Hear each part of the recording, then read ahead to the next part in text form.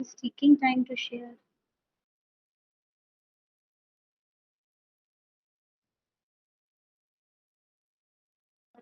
वो प्रेम प्रेम दिख रहा है सर, पता नहीं।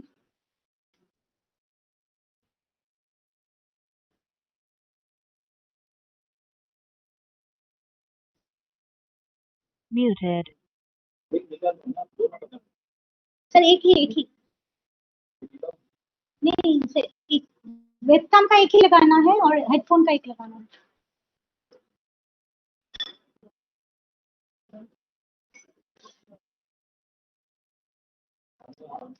स्टार्ट शेयरिंग के ऊपर क्लिक कीजिए। हाँ हाँ सर। स्टार्ट शेयरिंग के ऊपर राहुल सर। हाँ, अभी पीपीटी ओपन कीजिए।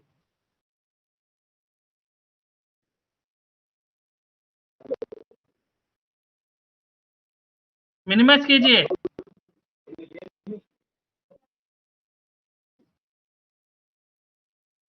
सुनाई दे रहा है? हाँ कर दिया, मिनिमाइज कर दिया, कर रहे हैं सर, एक मिनट।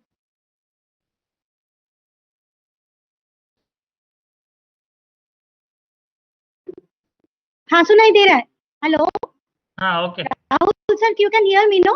हाँ हाँ, लेकिन वॉइस ब्रेक हो रहा है। आप वाईफाई यूज कर रहे हैं लैन?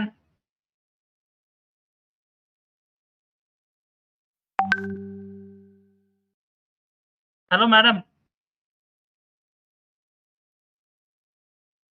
सुनाई दे रहा है सर? हेलो।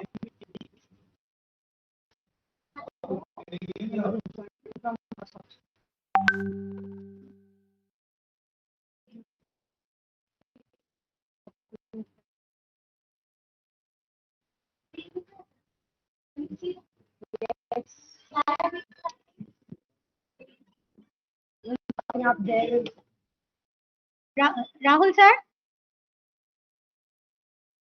हेलो। हाँ बोलिए।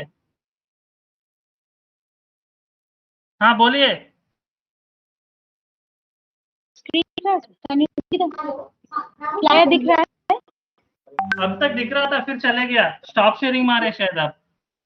But I am not able to see anything here, only the screen. Rahul sir, screen दिख रहा है?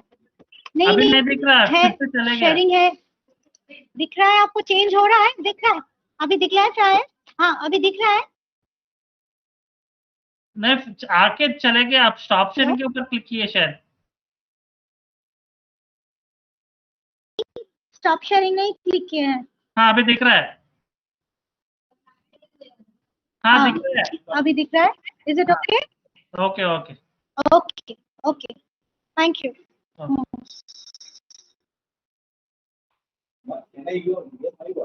आपको सुनाई दे रहा था, लेकिन मेरा प्रॉब्लम वो हो गया सर, मैं यहाँ और कुछ नहीं देख पा रही हूँ।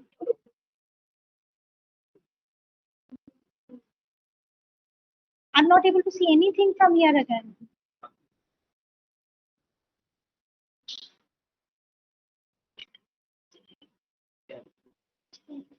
शेयर कर दिए तो नहीं कुछ स्मूथ करके शेयर करते गलत किया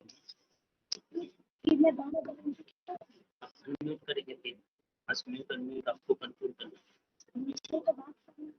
कोई दूसरा लैपटॉप में स्क्रीन शेयर कर देता है ना? वही तो कर सकते हैं ना यहाँ से है ना सर आपका लैपटॉप कहाँ है? यहाँ कैसे गया? यहाँ पे आपको क्लिक करना हाँ अभी आप कहाँ? रुकिए ना, आप छोड़िए, माउस छोड़िए, मैं बता रहा हूँ।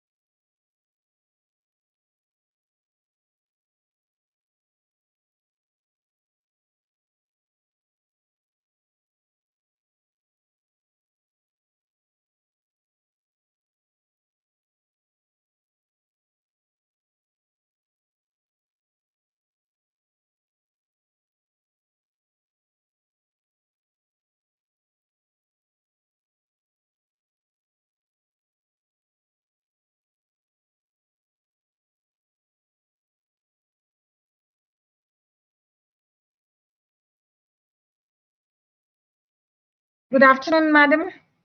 Good afternoon. Good to see you. I think your voice is clear, and your video is also coming clear, ma'am. Thank you. Yeah. Alkananda, can you hear me? Is the voice clear at your end?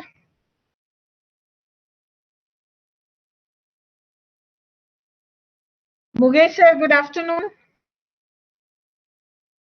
Please unmute.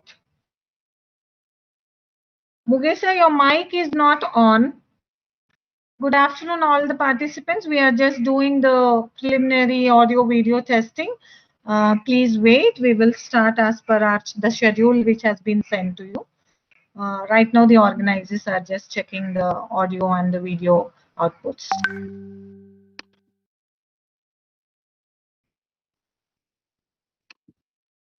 Sucharita Alkananda, can you please turn on your mics and speak so that we know how the voice clarity is there? I can see Miss Juliana joining, but her mic is not yet activated.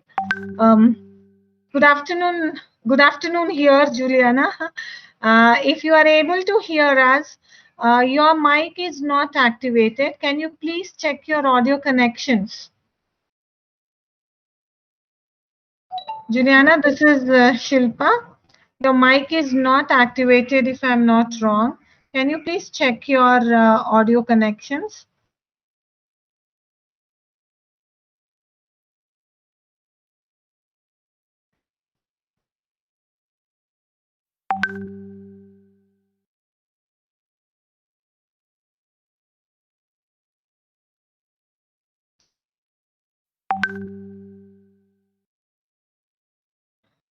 Alkananda, Sucharita,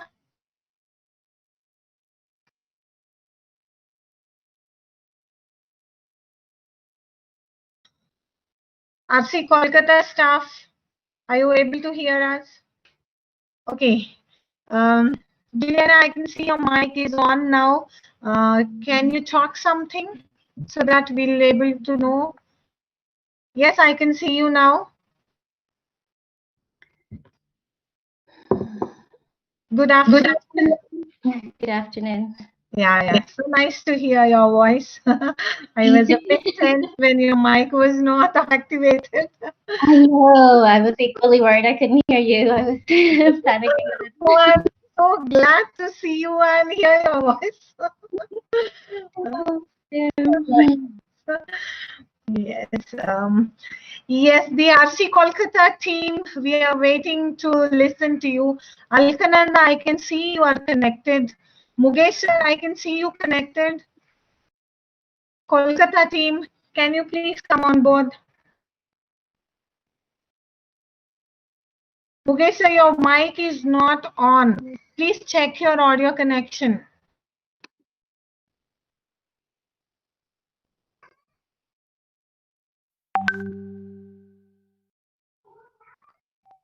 Would you like to check the PowerPoint screen sharing once, Pratibha ma'am and Juliana? Would you like to check once the PowerPoint screen share? I have it also. So in that case, I'll do one thing. Pratibha ma'am, you can go first. Okay. Yeah, you can start sharing the screen once, so we know that the PowerPoint is being seen and visible to all. 1 second. Can you see it now? No, not yet, madam. No, it's just connecting. 1 second. Just in case, let me just tell you, in case you have a difficulty in sharing your PowerPoints, I think your PowerPoints are all with us as a backup. You just have to let us know and we will start sharing it from our end and you can continue explaining. If you just say next, we'll proceed to the next slide. So you don't have to worry in case the PowerPoint doesn't open from your side. I'm trying to access it, but it's taking some time. Okay, maybe then I'll. Can you see start sharing? Yeah. Yeah. Just click on that. Yeah, no, it is connecting, but it's taking time to connect. Okay, maybe it is. I think there's too much strength there, whatever. Okay. There's been problems, I think, since this morning. Alkananda and Sucharita, your mics are not activated. Please try and check your audio connection. We see you are connected, but your microphones are all off. They are not active. All the Kolkata team, only one mic is active and that is muted. Please check your audio connection. Can you see whether my screen is now shared? Yes, Can you hear me now? yes, Am I audible now? yes, you are audible, ma. You are audible. Stop. Yes, you can stop, madam. Yes. Yeah. Just take a couple of minutes to talk. Yeah. Juliana, now can you please start sharing once?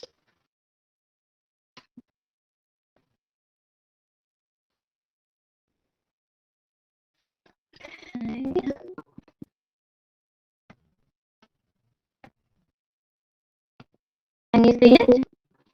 Yes, I can see it. Right. Now we are good to go. Both the presenters are able to share it. It's a nice thing. Yeah. Okay. Alkananda, your mic is again gone.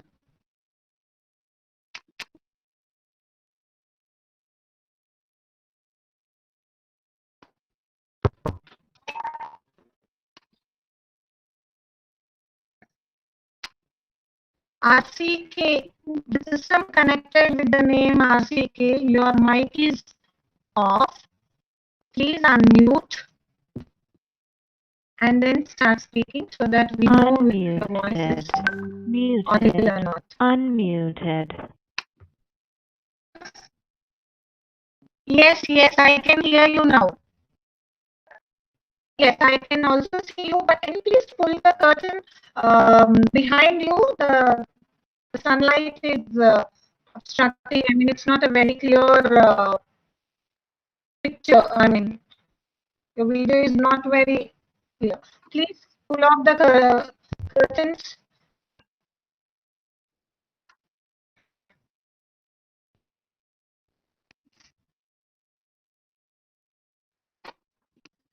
Sucharita, can you speak? Hello. Hello.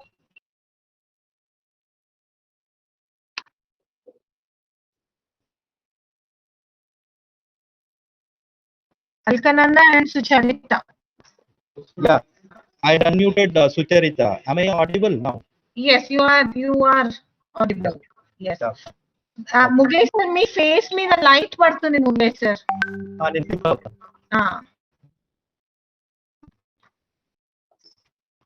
కొంచెం మీ seating arrangement కొంచెం చూసుకోండి, light బాగా పడుతుంది.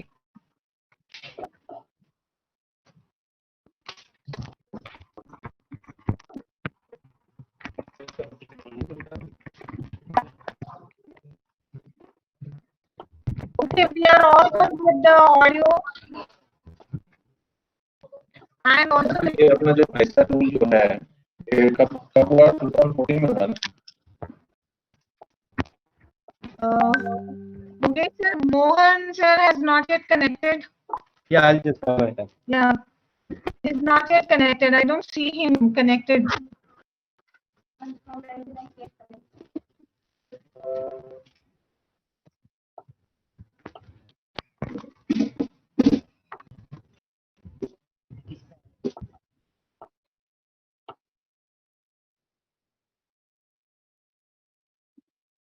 Can you please check with him if he is having any difficulty in connecting? I can ask Rahul to call him and assist him into logging in.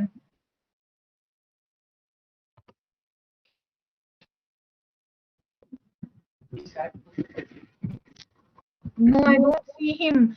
I don't see him in the organizers. Hello. I don't see him in the organizers. I don't see him in the organizers.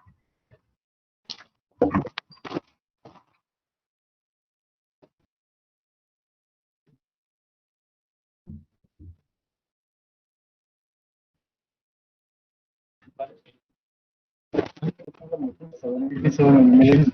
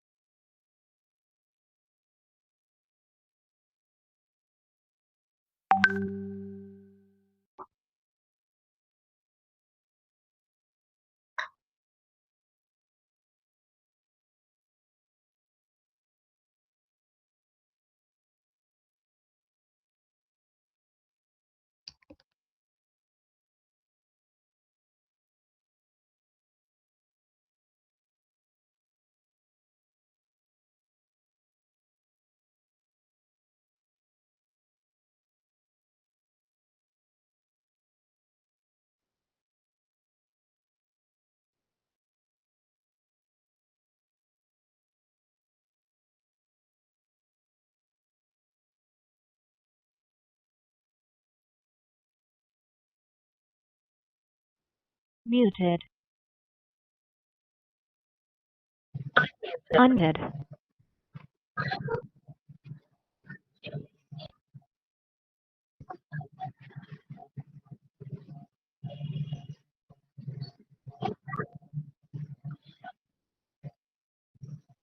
Mukesh, Mukesh, can you hear me?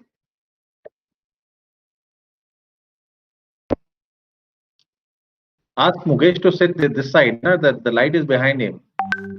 Yes, sir. I told him to. Or ask him to close the curtains completely.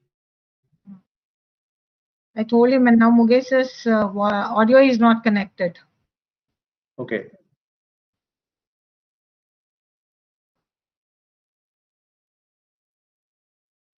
Prem or Alkananda?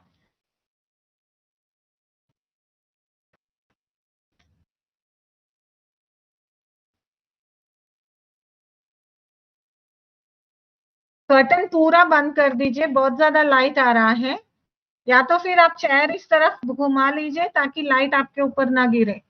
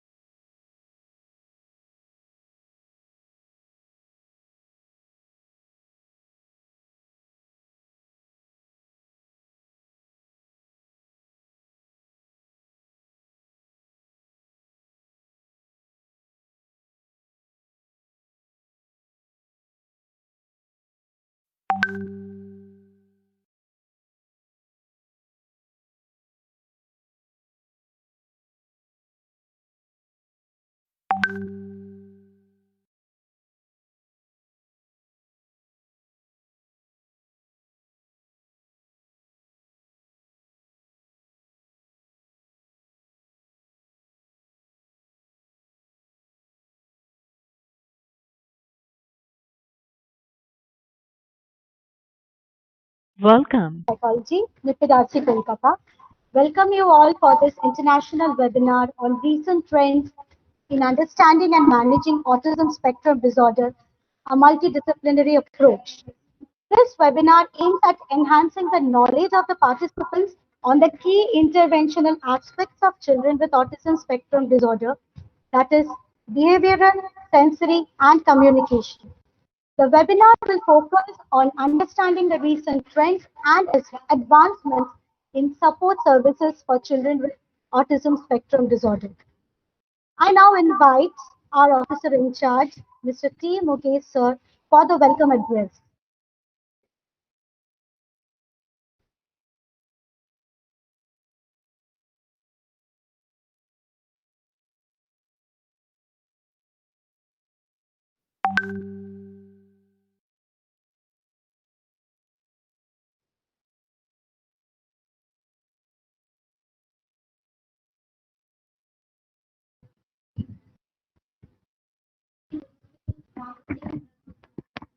Shilpa Garu, I'm in the same system only.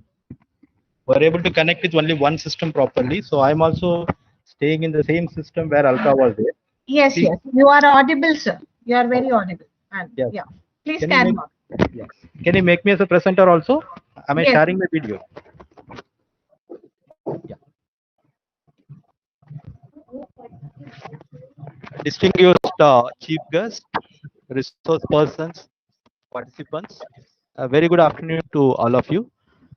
It's my great pleasure to welcome our chief guest, Dr. Sukumar sir, who is the organizing secretary of Saksham, and respected deputy director, National Institute for Empowerment of Persons with Intellectual Disabilities, Major B.V. Ramkumar sir, all the participants and the eminent speakers from India and abroad for this international webinar on recent trends in understanding and managing children with autism, a multidisciplinary approach.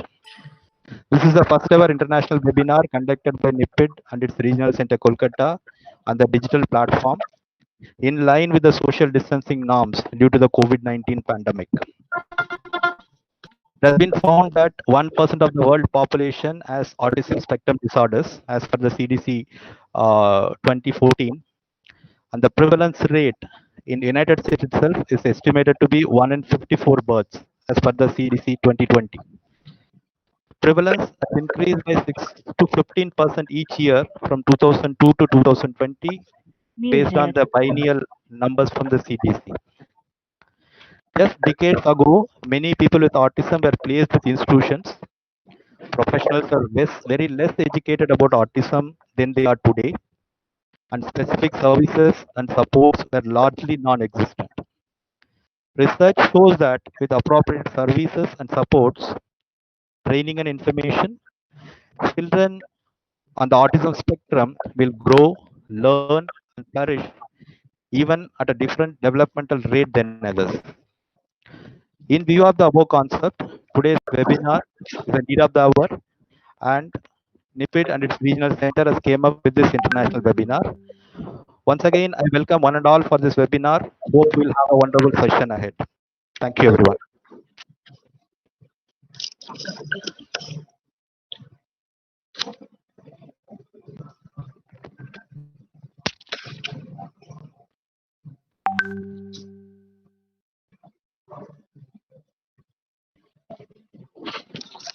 Thank you, sir.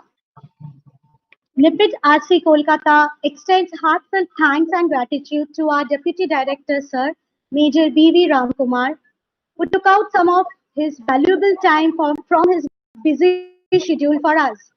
I take this opportunity to invite our Sir, Major B.V. Ramkumar, Deputy Director, NIPID, for the opening address. Over to you, sir. Yeah, thank you. Good afternoon, everyone. And at the outset, again, I would like to personally welcome our chief guest of the day, Sri Kumar Garu, who's the organizing secretary of Saksham. And here I would like to inform all our participants here that NIPID had been actively collaborating with Saksham in undertaking programs which are more towards empowering the person with disabilities. And for people who do not know about Saksham, Saksham is a very big voluntary organization. We're doing a wonderful job for the person with disabilities. We had the privilege of actually collaborating in 2 national conferences. And I'm sure that we would continue doing these programs. And thank you, Dr. Kumar Garu, for being the chief guest of the day. Also, I would like to warmly welcome all our expert panel speakers of today, Dr. Pratibha Karant, who needs no introduction in the field and who also happens to be a General Council member, and to Ms. Juliana Bell, ABA consultant from Ireland. And frankly, we are eager. In fact, I am personally looking at listening to you and your talk from an international perspective. And I'm sure that all our participants would greatly benefit from your talk today. And also Mr. Mohan Gopal, founder director, Scope Therapy Services, who has been, sort of collaborating with our regional center at Kolkata. Coming to autism, as you all know, it's a what you call a spectrum condition that affects people differently and at different varying levels, degrees. So understanding this concept, and I would like to tell about NIPID and its role in addressing and sort of assessment of person with autism. And NIPID had done a lot of work in this area. And earlier, before this new RPWD Act, we were actually undertaking cases of autism, which was an associated problem along with ID. But now that with the new RPWD Act has come and it is a disability per se, we are actually changing our and shifting our endeavors towards addressing and empowering these people. And here I would like to very proudly announce that earlier across the country we were using the CARS test tool for assessment of autism. But NIPID has undertaken a research project along with the Director General Medical Services and has come up with its own tool, Indian tool of assessment of autism, ISA. And this has been gazetted by the Government of India, and it is extensively used across the country.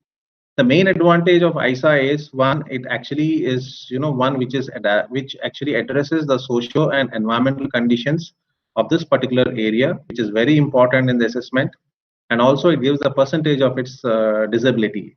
So we are very proud to have come up with this, and not only this, not only in India, but we get requests from our neighboring countries which actually share a similar socio-economic conditions like Sri Lanka, Maldives, Bangladesh, and all, requesting us to allow them to use this. And obviously, we are very open and very happy to allow them to use this for various research programs.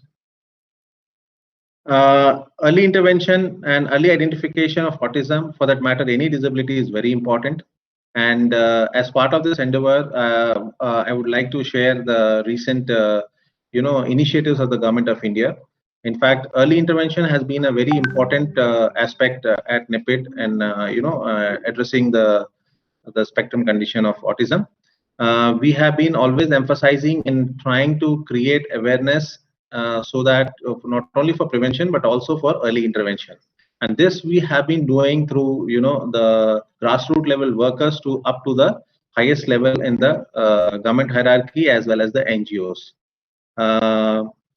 Now, in fact, now this Government of India is formalizing this early intervention centers by formally setting up 17 early intervention centers.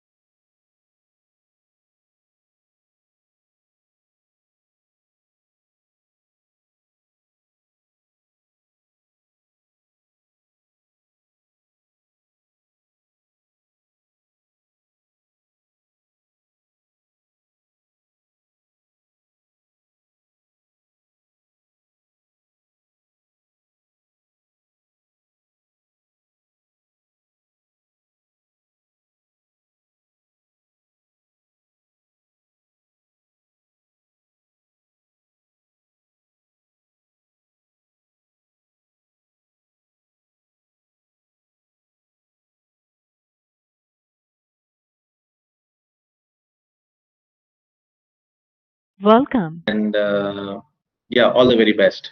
Thank you. Thank you, sir.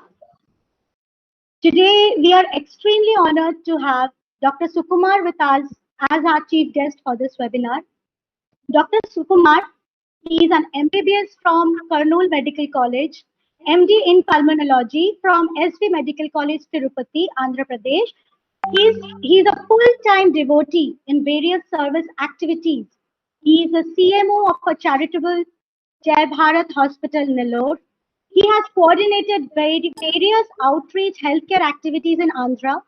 He served Rehabilitation Center for Persons with Multiple Disabilities at Samvedana, Latur, Maharashtra. At present, he is the All India Organizing Secretary of Saksham, a national organization working for the empowerment of persons with disabilities, Divyangjan, based at Nagpur, Maharashtra. Saksham is working for all 21 types of disabilities identified in RPD Act 2016, working in all states and union territories in the areas of education, health, self-reliance, and social development. I invite our chief guest, Dr. Sukumar, for his address in this inaugural session. Over to you, sir.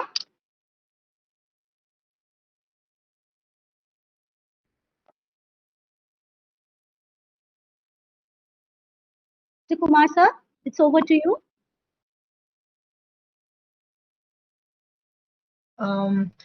I think Dr. Sukumar has some difficulty in connecting. Can we just proceed to the next chief guest to speak? Alkananda? Yes, ma'am. Yeah. Dr. Sukumar is having some difficulty in connecting. Yeah, ma'am. Then we will directly get into our technical session. No, we So have, let- yes. uh, Yes, ma, you can please proceed. Dr. Sukumar is not there right now with us. So let's begin our technical session for the day. The first resource person for the session is Miss Julian Bell from Ireland. Julian Bell is a board certified behavioral analyst and she worked in the field of behavior analysis for over 20 years in Ireland, India, and USA. In that time, her clinical experience has involved supporting individuals with a range of developmental disabilities and behavioral disorders, aged from 2 years to adulthood in a wide variety of settings. Her most recent experience was as director of a center based intervention service for children with developmental disabilities in Kolkata. She has experience training both parents and professionals through workshops, seminars, and as a member of teaching staff on the ABA verified course sequence in India. Julian is passionate about constantly updating her own knowledge and learning from a wide variety of professionals who are involved in supporting vulnerable populations. A significant portion of her work is also focused on supporting others in updating and growing their knowledge of behavioral analysis in order to better help the populations we serve. I request the participants, if you have any queries, we will take your queries at the end of the session. So, and you can write your questions in the chat box too. It will get answered. Ma'am, Julian, ma'am, over to you for the session. Hello. Can you hear me? Just want to confirm. Yeah, you're loud and clear. Thank you. Okay. Welcome everybody, and thank you so much for that introduction and for having me here today. It's a real honor, especially with so many diverse speakers. I'm excited for what I'm going to learn today. I'm just going to jump in as time is tight, and I'm just going to start sharing my screen. And 1 second while I do that.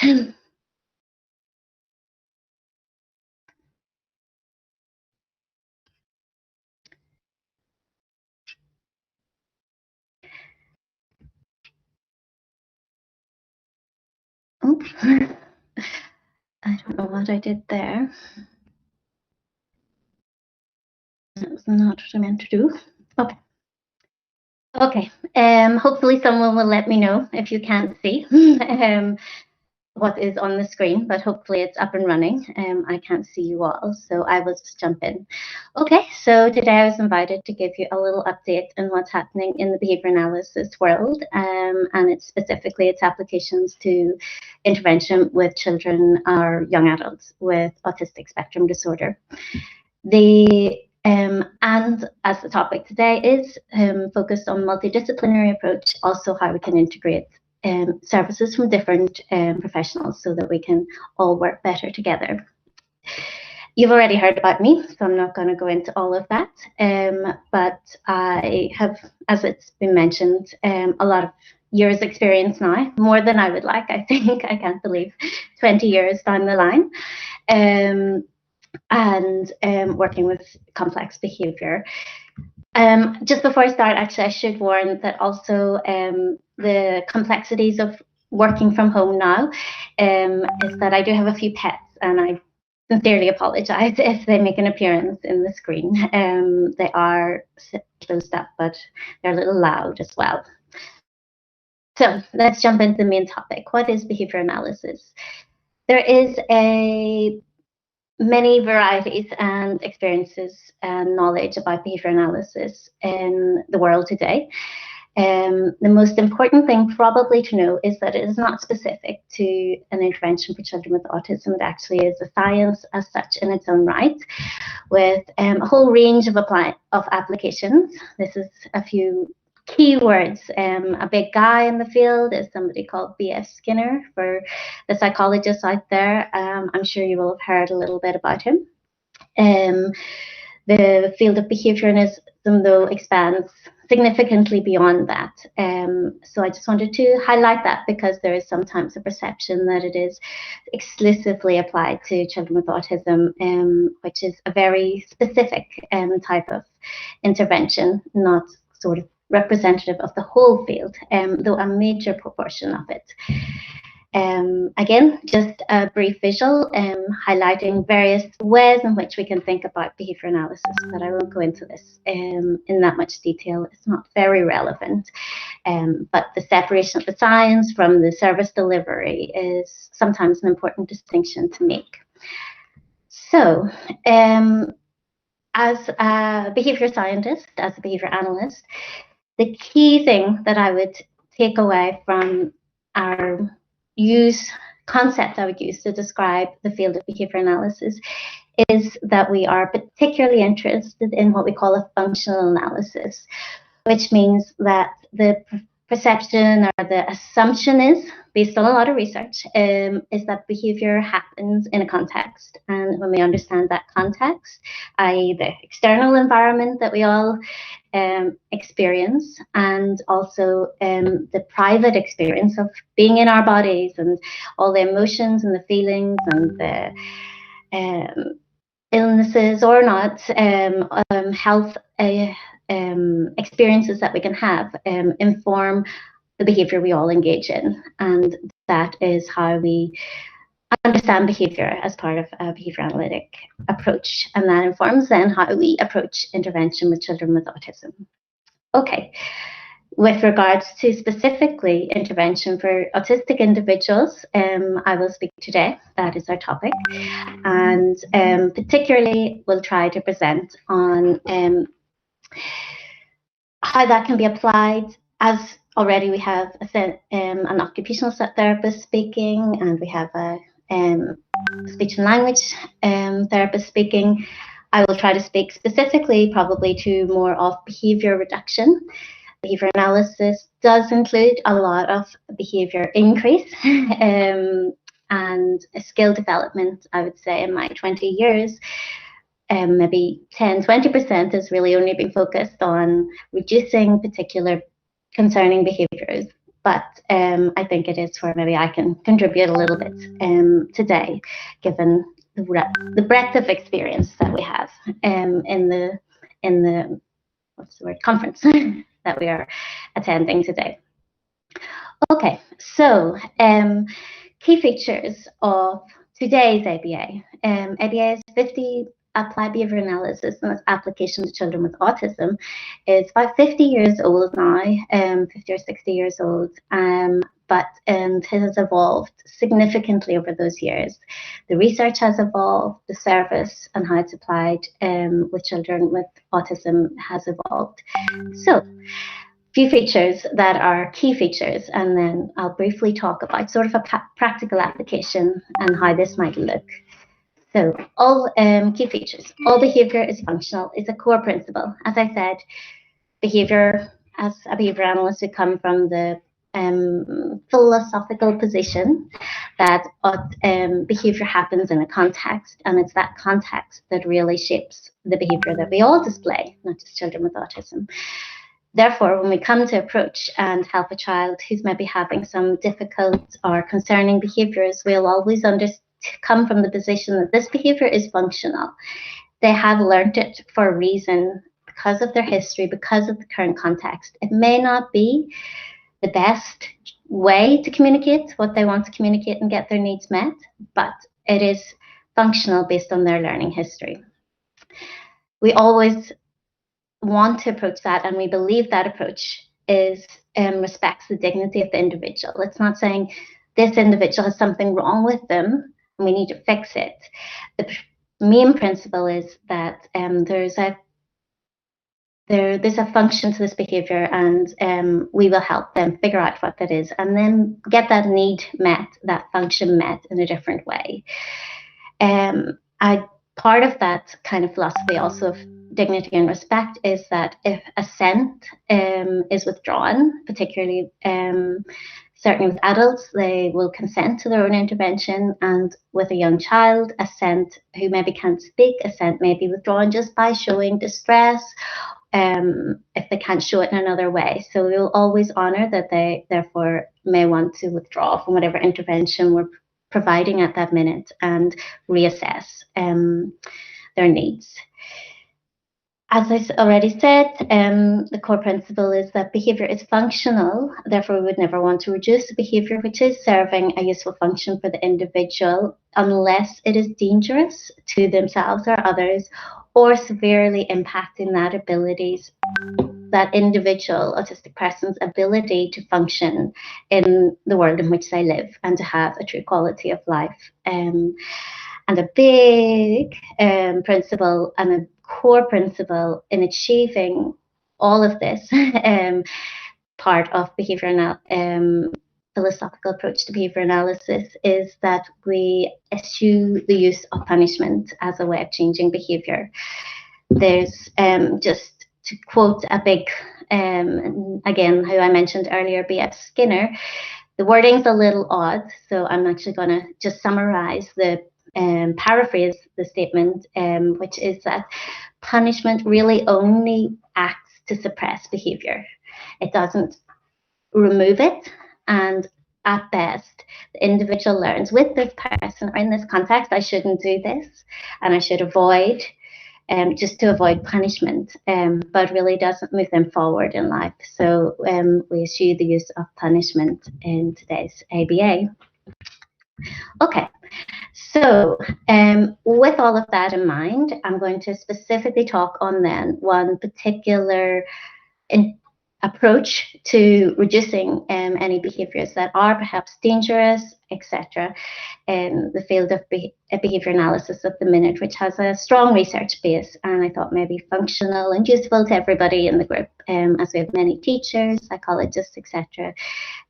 However, just to note that this is kind of at a, I'm just actually going to check the time. This is sort of at a quick rate of moving forward. So it's a very, very brief, rough introduction to the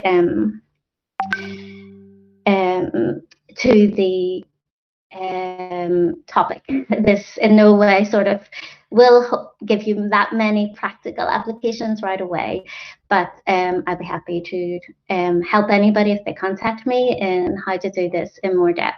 But just want to give a quick introduction to what we call practical functional assessment or analysis. How do we find out what is that function and then intervene from a behavior analytic perspective? Okay. First thing that we need to do as practitioners and supporting children with autism is listen. So in terms of more technical language, we would call that assessment. And there's many, many ways in which we can gather information which will shape our understanding of why a behavior dangerous behavior is happening, why maybe someone is hurting themselves or experiencing intense meltdowns. So, and the most important way we can do that is through listening. I'm going to come back to that slide actually, because this is maybe more appropriate as part of the listening topic, in that when we are doing that assessment, and as our topic today is multidisciplinary approach, it is essential to listen to as many relevant voices as possible, to try, because the OT, a speech therapist, a special educator, psychologist will have unique assessments which me as a behaviour analyst won't be familiar with, and they will have ways of understanding and experience that contributes to understanding the needs of the individual in front of us, and assessing and what is the function, what is the need, what is the reason for the behaviour that is happening. Above and beyond that, I would say maybe I should have made it bigger, is if the client themselves can communicate, then they are the biggest, and communicate fluently and analyse to some degree what's going on for them in their internal states. They are a huge source of information which we should lean on heavily to understand, again, why this particular behaviour is happening in this context, in this setting, for this individual. If they cannot communicate for themselves, then that's what all of these other professional observation assessment tools will help us with, and also speaking directly with their family. There's something we use called the interview-informed assessment, so which really is about spending time with the client or the family, which in depth, really understanding what's going on for the individual.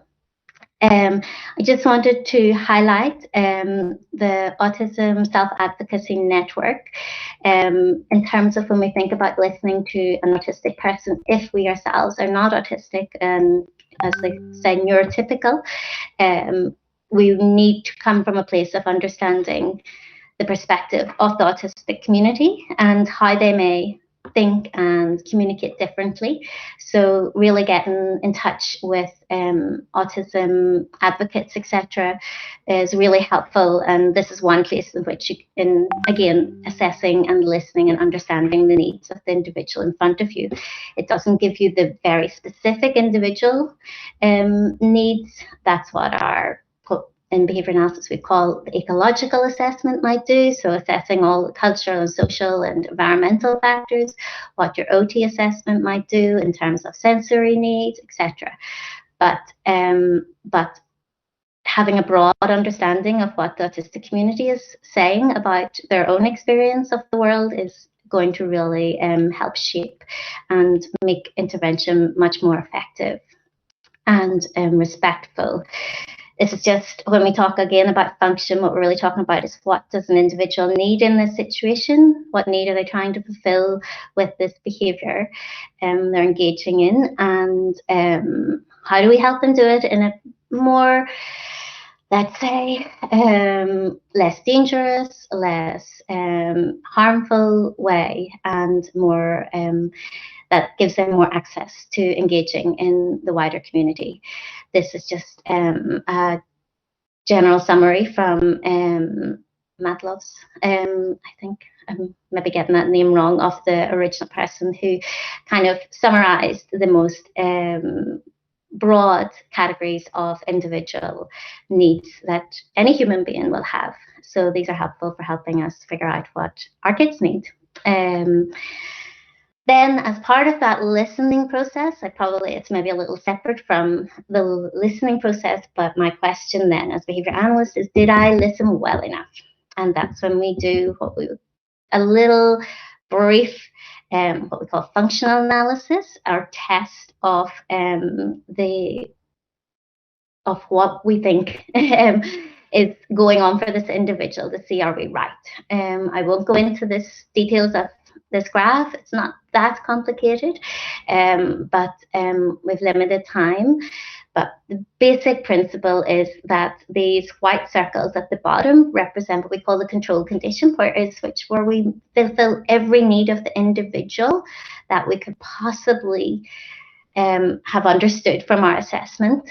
And in that situation, we want to create a situation which they have no need, therefore, to engage in any we call maladaptive behavior.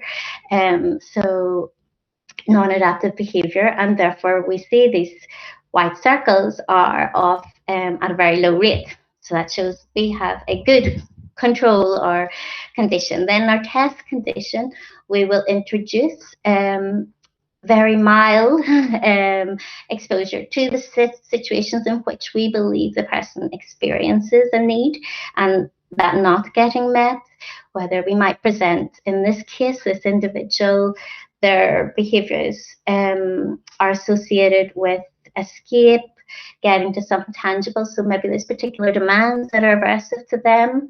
Maybe there are particular items that they generally don't have access to.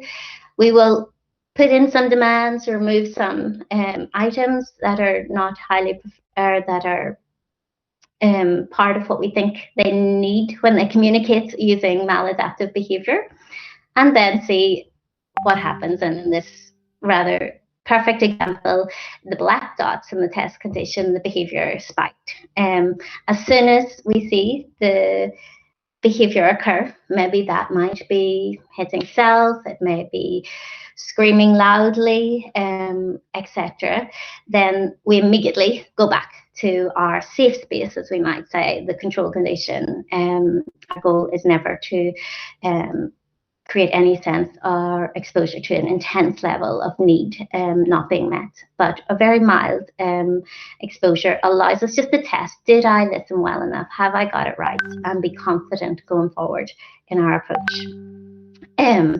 Next stage is, now I know what need is being met by this particular maladaptive behavior that the person is engaging in.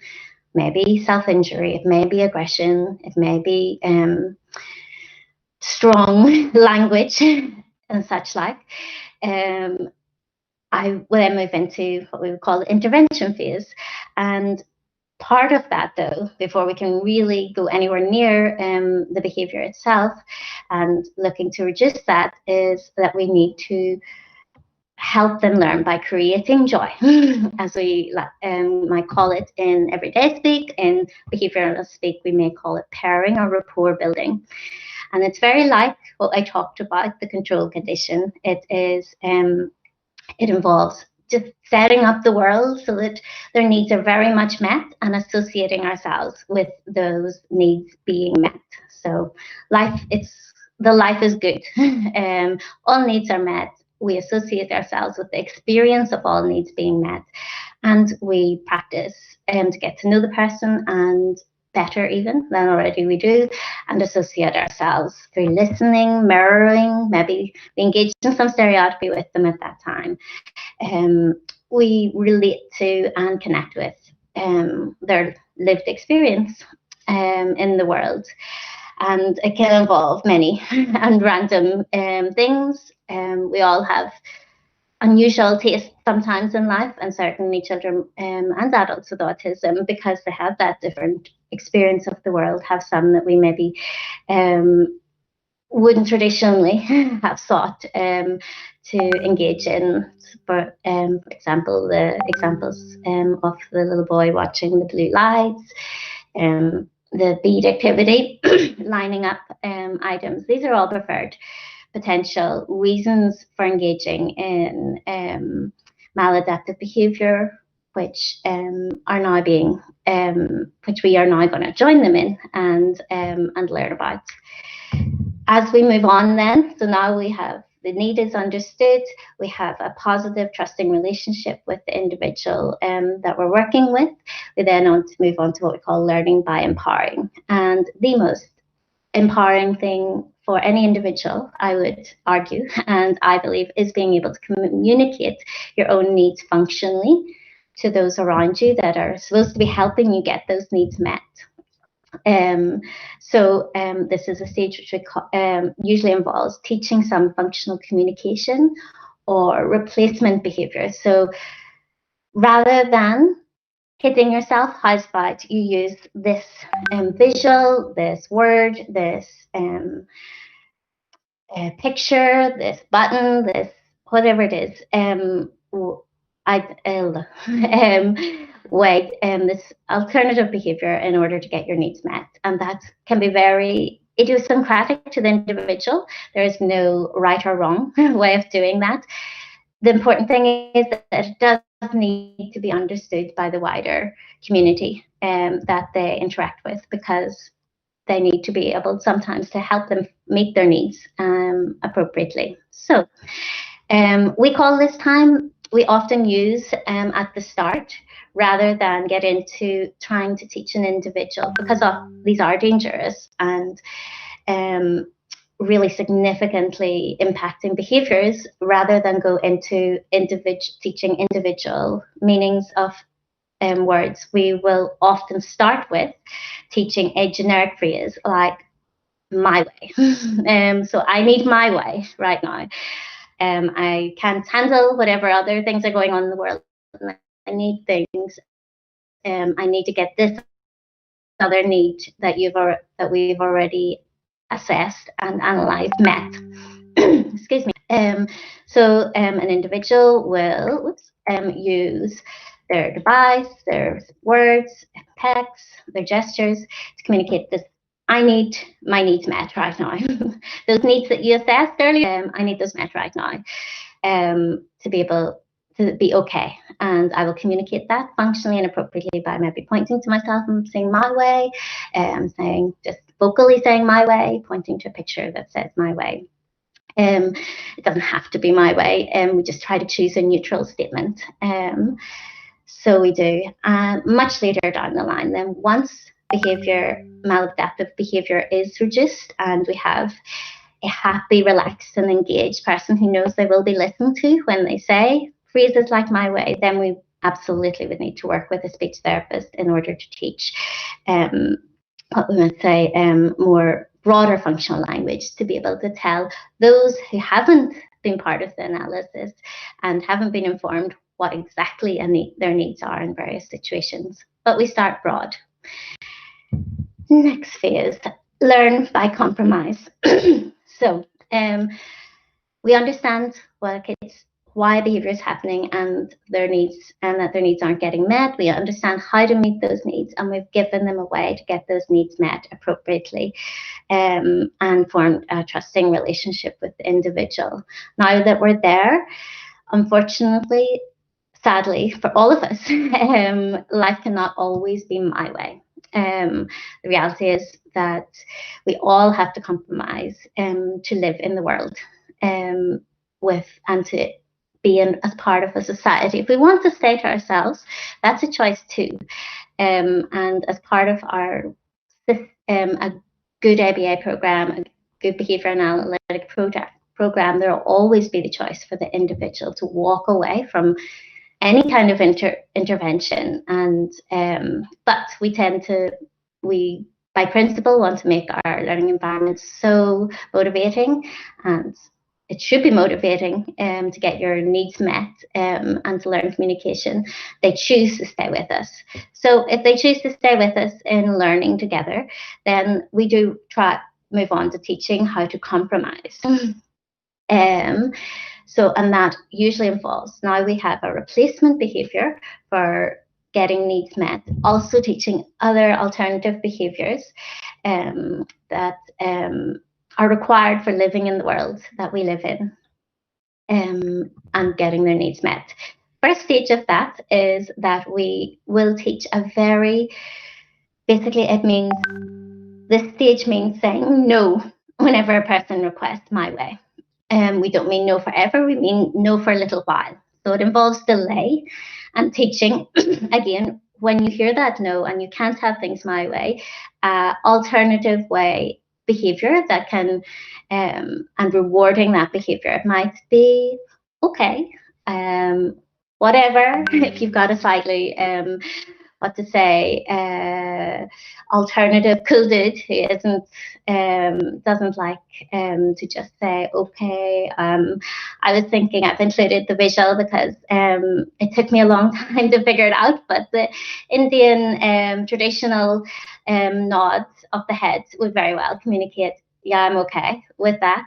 This is my new behavior, that instead of hitting myself, because I trust you, that you understand I have also needs that need to be met. Once again, that behavior is heavily established, and the kid is engaging it, we immediately then remove the need for engaging in other activities. So we're not moving on to other activities right now. We're just taking a time to just establish a way of saying, okay, I understand that right now isn't my way time, and I've heard and listened to you, and we really strengthen that behavior. Now, final stage, we get to the bit that as educators, I think we all love, is we extend the delays and increase adult directions, and that can be anything functional in life. So it can, because, and what tends to happen if we follow this approach is that we basically can reduce those maladaptive behaviors to zero. Maybe sometimes in the middle of brushing teeth, getting dressed, making a bed, a kid will say my way, and they have learned that sometimes it will be, okay, you know what, right now it's not that important to make your bed, let's have your way time because you have a need that needs to be met. And sometimes it might be, no, not right now, and they've learned to say, okay, that's fine, and then to tolerate these other these other activities in their day, knowing and trusting that my way is and will be available in a short time. So, and those, I wonder, how are we doing? Sorry to ask. So basically, yeah, I should sum up that is basically a behavior analytic approach to reducing any maladaptive behavior. It's very broad, what I've just given you. Non-specific looks completely different depending on which kind of child you're working with, what is the behavior that you're looking at, and that's where you need all of those professionals that come in and guide how we what that process looks like. But that's the basic steps. I want to show a video, but I don't know what our time is like, so if you don't mind if I ask some of the hosts to just let me know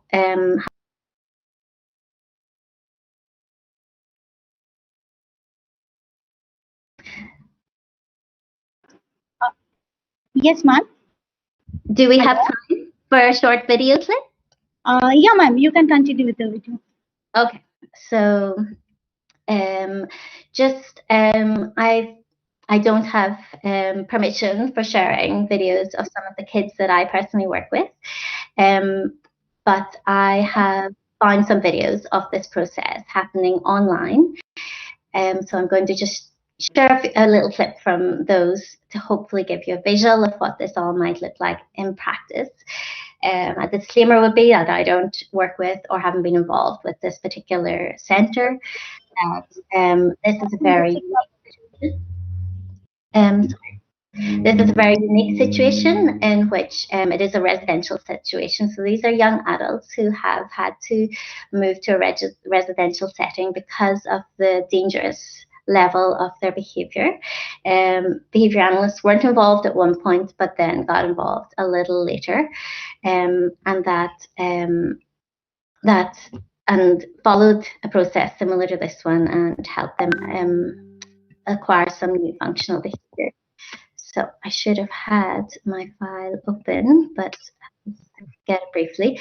I provided the link for where you can see that video, but as it is online, but I just wanted to share. I've just downloaded it so that it plays hopefully a little better. If some of the presenters can jump on and tell me if it's not visible because of network issues, we'll move on, but I will try once and see what happens.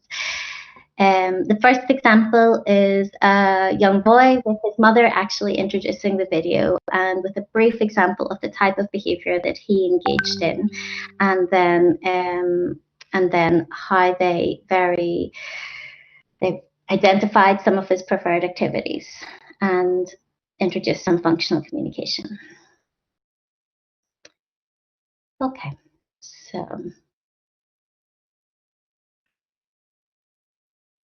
no video, there's no audio right at the start. I believe it's coming. Yes. Okay, actually not the one I thought it was. 1 second.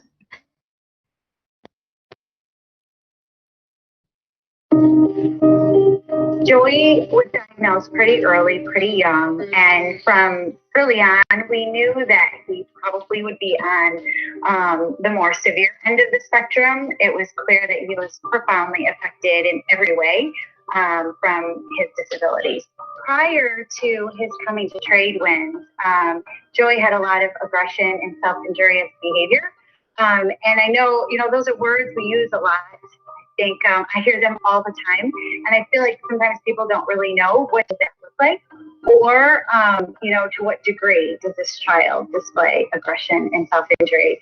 And in our case, Joey was in and out of hospital placement. Any given time, I could call the hospital, and they considered him acute crisis based on the behavior that he displayed on a daily basis.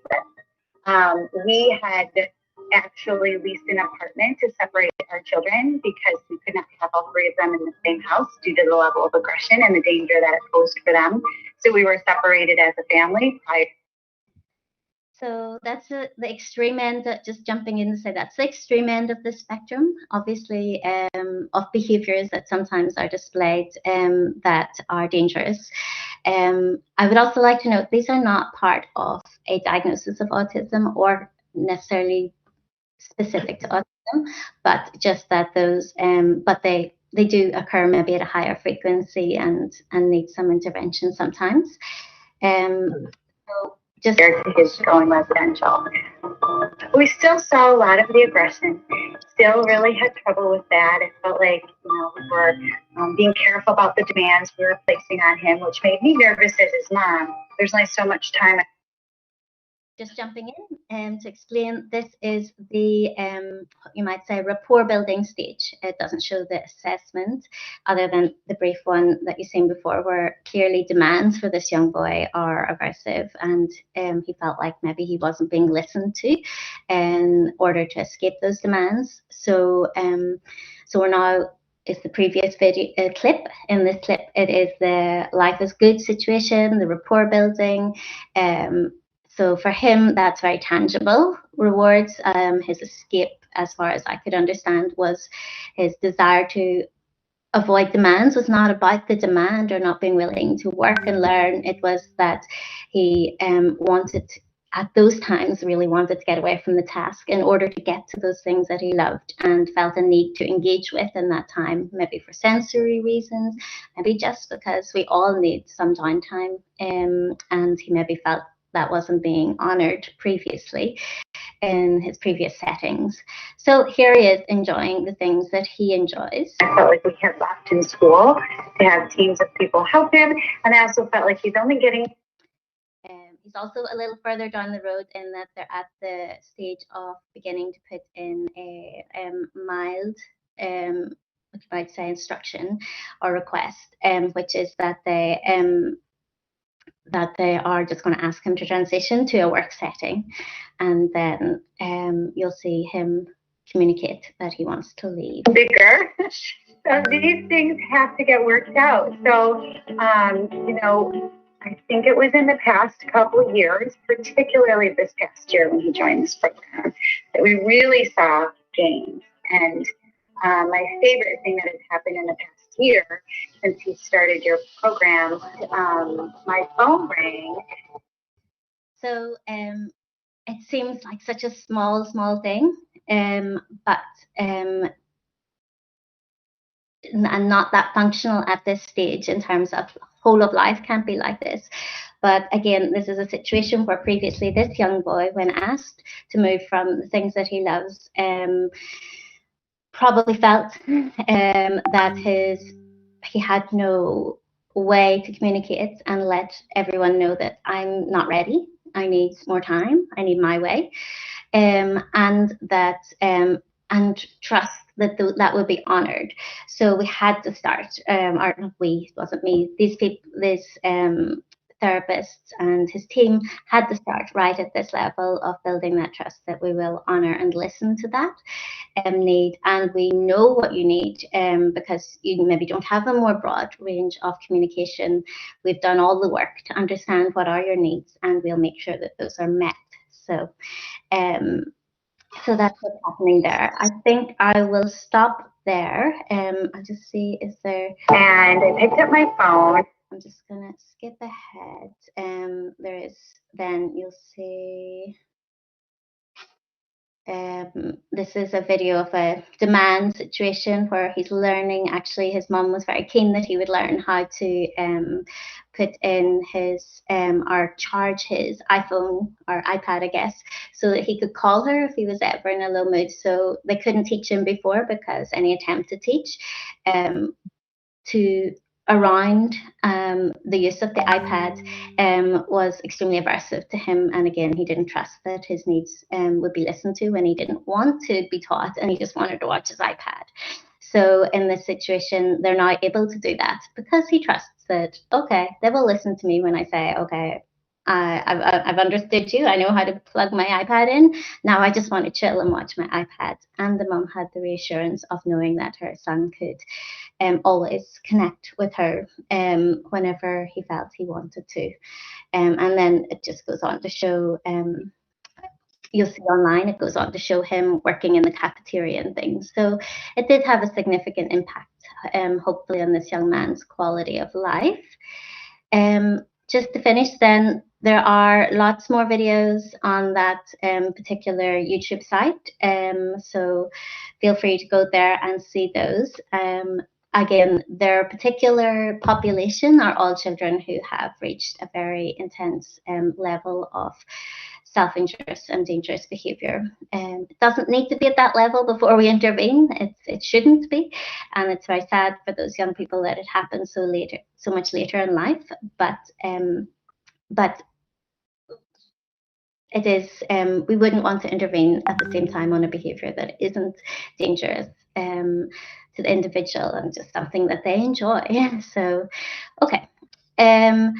Final sum up is the key is to all of this actually working. I think hopefully behaviour analysts, and you now feel behaviour analysts has something to contribute in the process, in possibly the teaching of the new skills and identifying those new skills, part of the process. But collaboration is essential to actually truly understanding what are the needs of the individuals we're trying to help. And just to acknowledge, this particular talk is based off the work of a researcher and clinician in behaviour analysis called Dr. Greg Hanley. These are linked to his website, in which he provides a huge amount of tutorials, data collection sheets, etc., completely for free. So there's a lot more in depth there that it could be learned.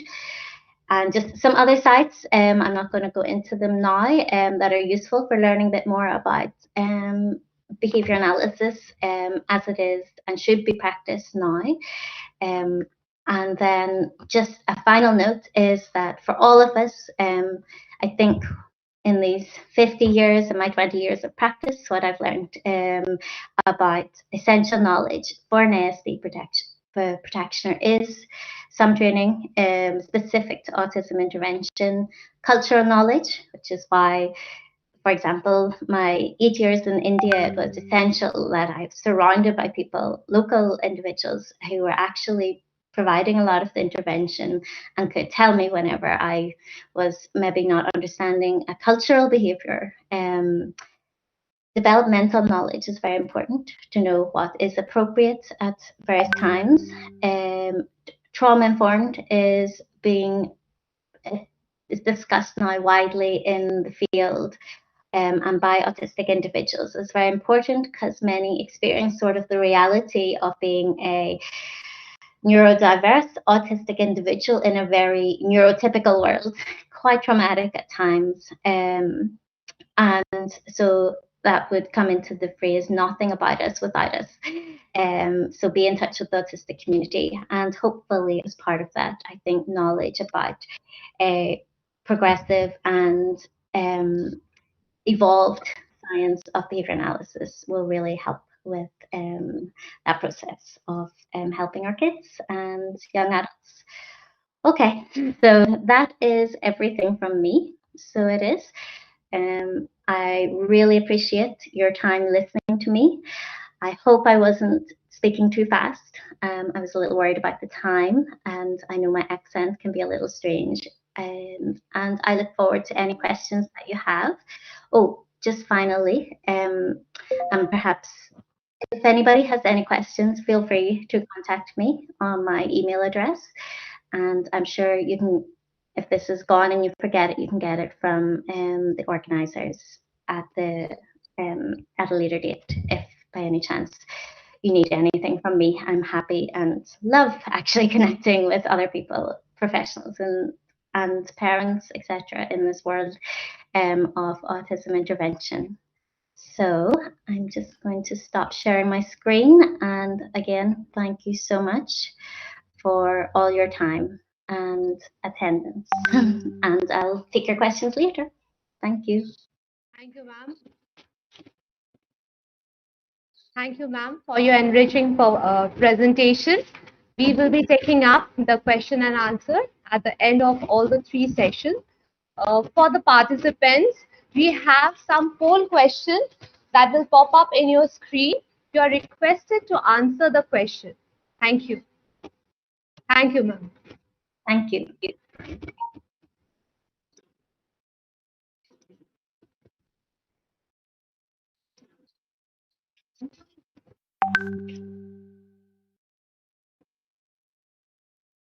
Dear participants, we have Dr. Sukumar with us now.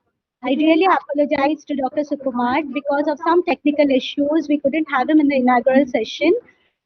Sir, over to you. We would like to listen from you.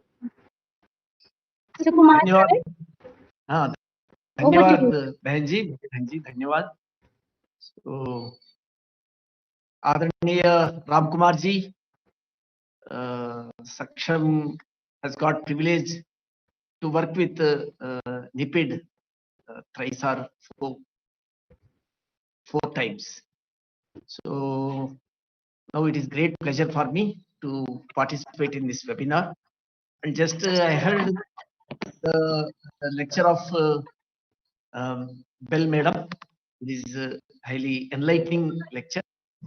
I am a social worker. I am not a professional, but because working in the ground, I have got exposure with children with autism and parents and their problems and the ground deficiencies in our country. So this is very good platform to share my ideas. So I once again thank to Mukesh ji of Regional Center of Calcutta, so for giving me an opportunity to share with all of you. So the basic 2-3 things in my mind regarding autism related to our country, because still there is so many problems regarding awareness in professionals also, and even pediatricians also cannot diagnose autism properly, and lack of occupational therapists, psychiatrists, there's very big problem. So only limited to some big centers and national institutes like this. So autism incidence is increasing 1 in 60 like that, and I think NIEPID is already doing NIEPID. So we have to work out for indigenous methods for rehabilitation. So mainly focusing on areas. So then only we can go on. So our Kozhikode Calicut district president is there, Mohan. He is father of a autistic child, Kedar. I met his mother, father. He was hyperactive child, the tantrums. But after identifying the capability of music in him, they made him to learn the drums. So he learned drums very well, and now he is employed in a temple. He beats the temple drums. He is earning. Now he is quite peaceful. and he is highly cooperative. Like that, so many things are there. So what I feel is, I request Ram Kumar ji and other experts in this. Let us have a registry of best practices or experiences of the parents. So that will be more useful for the parents, because in the background of lack of occupational therapists, psychiatrists, lack of guidance, so experiences of the parents will be very useful, I feel. And we have to evolve the methods, rehabilitation methods, in the apply to the rural situations and Indian conditions. That is very important. And I too request and appeal national institutes to bring awareness in the students to join in the courses like occupational therapy, rehabilitation psychology, clinical psychology. Because people are crazy to MBBS or BTech or like that other courses. Occupational therapy is very much needed. Psychology is very much needed, even according to the new educational policy also. The psychology is very important for normal students and these children with autism. So we have to promote these courses. We have to encourage the students to join in these courses. And I am well connected to occupational therapy courses in NIEPID Hospital, Mumbai, Nirtar, and NIPMED. But the quantity of the occupational therapists and the quantity of the problem, when compared to that, the rehabilitation facilities is very less. Neurodevelopmental therapy, sensory integration therapy, all these things are common rehabilitation specialists don't know at all. And facilities also are there, infrastructure is also not there. So we have to evolve something like that. So, and more important is what I feel is one important point: respect and love the children with autism. If you give the respect to the children, they will do a lot of miracles. I'm repeating this word by Dr. Srinivas. Dr. Srinivas is a reputed neurologist from Chennai, and he is father of autistic child. He has done a lot of work on autism.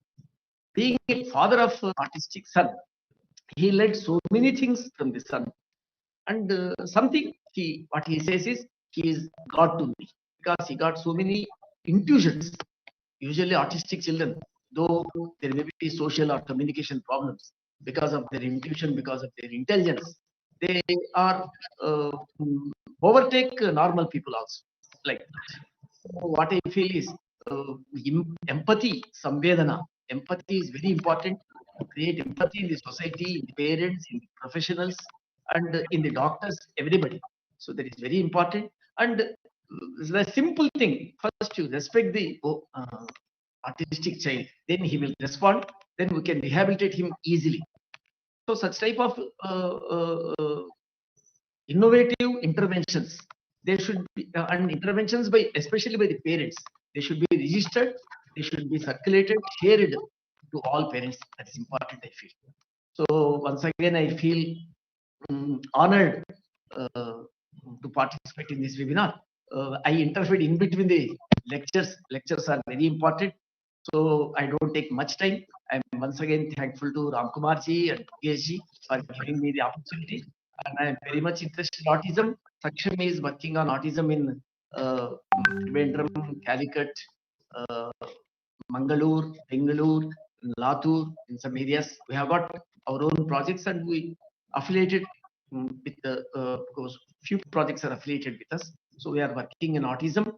So in the future webinars, I request the organizers to have the topics like that, to share the best practices of the professionals and parents, and indigenous methods, evolve the indigenous methods which will be approachable and available to the common man of the India. That is very important, I think. And in the background of the deficiency in the occupational therapists and psychologists, we have to plan, we have to go ahead, and we have to encourage and motivate the young students to take this type of courses. By this words, I want to finish my speech. Saksham Bharat, Samartha Bharat. Namaskar.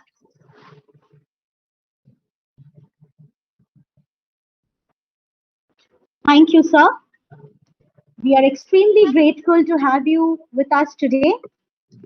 So now let us move to the next technical session. Our next speaker is Dr. Pratibha Karan. Madam is the founder, director, and managing trustee of the Comdeal Trust, Bangalore. She worked as professor in NIMHANS, Bangalore, and Aish, Mysore. She had received the Lifetime Contribution Award from IRC Bangalore in 2016.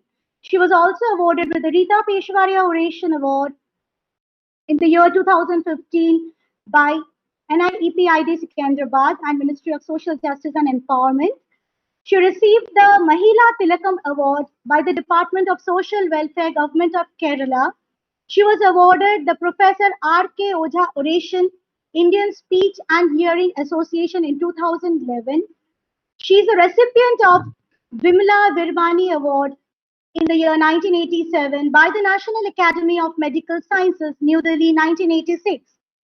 Madam was the president of Indian Speech and Hearing Association. She was a member of the EC and DC of NIEPID. She is also the member of Scientific Advisory Committee, Sri Chitra Tirunal Institute of Neurological Sciences. Madam is a member of Scientific Advisory Committee, ICONS, Shoranur since 2017. She is a member of Advisory Board of CADREE Trivandrum since 2017. She is also the member of Task Force on Cognitive Sciences, Department of Science and Technology, Government of India from 2014 till 2016. She has her publication in over 15 books and manuals and over 80 research papers in ResearchGate. She had guided 7 PhD theses and 198 postgraduate theses submitted under various universities. I request all the participants to put your question for Madam in the chat box. We will take up the question after Madam's session. Ma'am, now it's over to you. I request you to take up the session, ma'am. Thank you. Can you hear me? Yes, ma'am, you are audible. Thank you, ma'am. I think my screen share is taking a little while, but I can start. I'd like to begin by thanking the organizers of this webinar, Major Ram Kumar, Dr. Shilpa, Dr. Murugeshan, and the entire team from NIPMID for having invited me to participate in this webinar. It's a pleasure and an honor. I think the COVID pandemic has forced us all to go strong on webinars. So for us, it has been an unending series of webinars over the last couple of months. But this is a particular pleasure to be, sharing our work with all of you. It is taking quite some time to start. It did take a while to start the screen earlier too. What I will be talking about is the work that we have been doing for the last 20 years with children with autism spectrum disorders. And I would like to start with an overview of the changes that we have seen in this field over the last 20 to 30 years. Autism has moved from autism to autism spectrum disorders, which means that we acknowledge the wide variety of symptom clusters, behavioral patterns, difficulties in development that the children and the young adults also, as well as the older adults, in fact, face over a lifetime. The interpretation of the disorder, which in the 20th century was largely seen as a psychiatric or a behavioral disorder, has also changed considerably. And I think it's now reasonably well established that it is a neurodevelopmental disorder. Shilpa, do you want to use the screen from there? Because this is taking a long while. Dr. Shilpa? Hello? Ma'am? My screen is not sharing for some reason, so I would like to use the slides. Okay, ma'am. We will share in a while. Ma'am, we will get back to that. You can start speaking. We will try to share the PowerPoint. Okay, yeah. While these,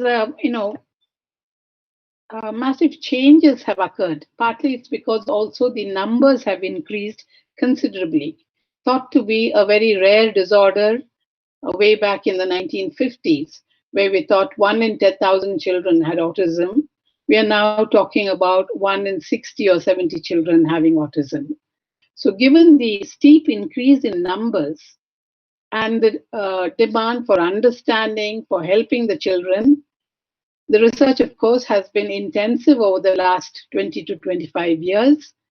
We are still nowhere near understanding what causes autism, but certainly the interpretation has changed from it being looked at as a psychiatric or a purely behavioral disorder to a disorder that has its origin in the biology of the individual, and more particularly as a neurodevelopmental disorder. Interestingly, while there has been the sweeping change in understanding the causation and the complexities of the autism spectrum disorders, the triad of symptoms that were described by people like Kanner way back in the 1950s, that triad still remains, which means what I'm trying to say is that the three major symptoms of autism that were recognized way back in the early part of the 20th century or midway through the 20th century, that there are behavioral issues, that communication is poor, and there is social affect. These three symptoms remain the core symptoms even today. So obviously, we are describing the same individuals. Are you now able to see my screen? Yes, ma'am. The PowerPoint is on, ma'am. Okay. We are in the third slide. Okay, yeah. Can we go to the next one, please?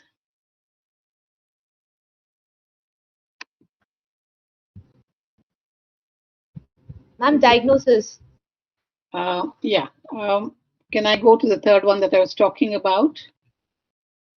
Ma'am, diagnosis DSM 1 to 5. Yeah, but that's not on. Yeah, okay, yeah. What I just, described, the changes that, we have seen in the scientific study of autism spectrum disorders and the scientific understanding of autism spectrum disorders. But despite that, the symptoms that we still acknowledge and we look for have remained the same, and I explain the reason why they've remained the same. If you look at the diagnostic manuals and the most popular and recognized diagnostic tools that are used to identify autism, you will see that DSM-1, sorry, I think the screen has gone off again.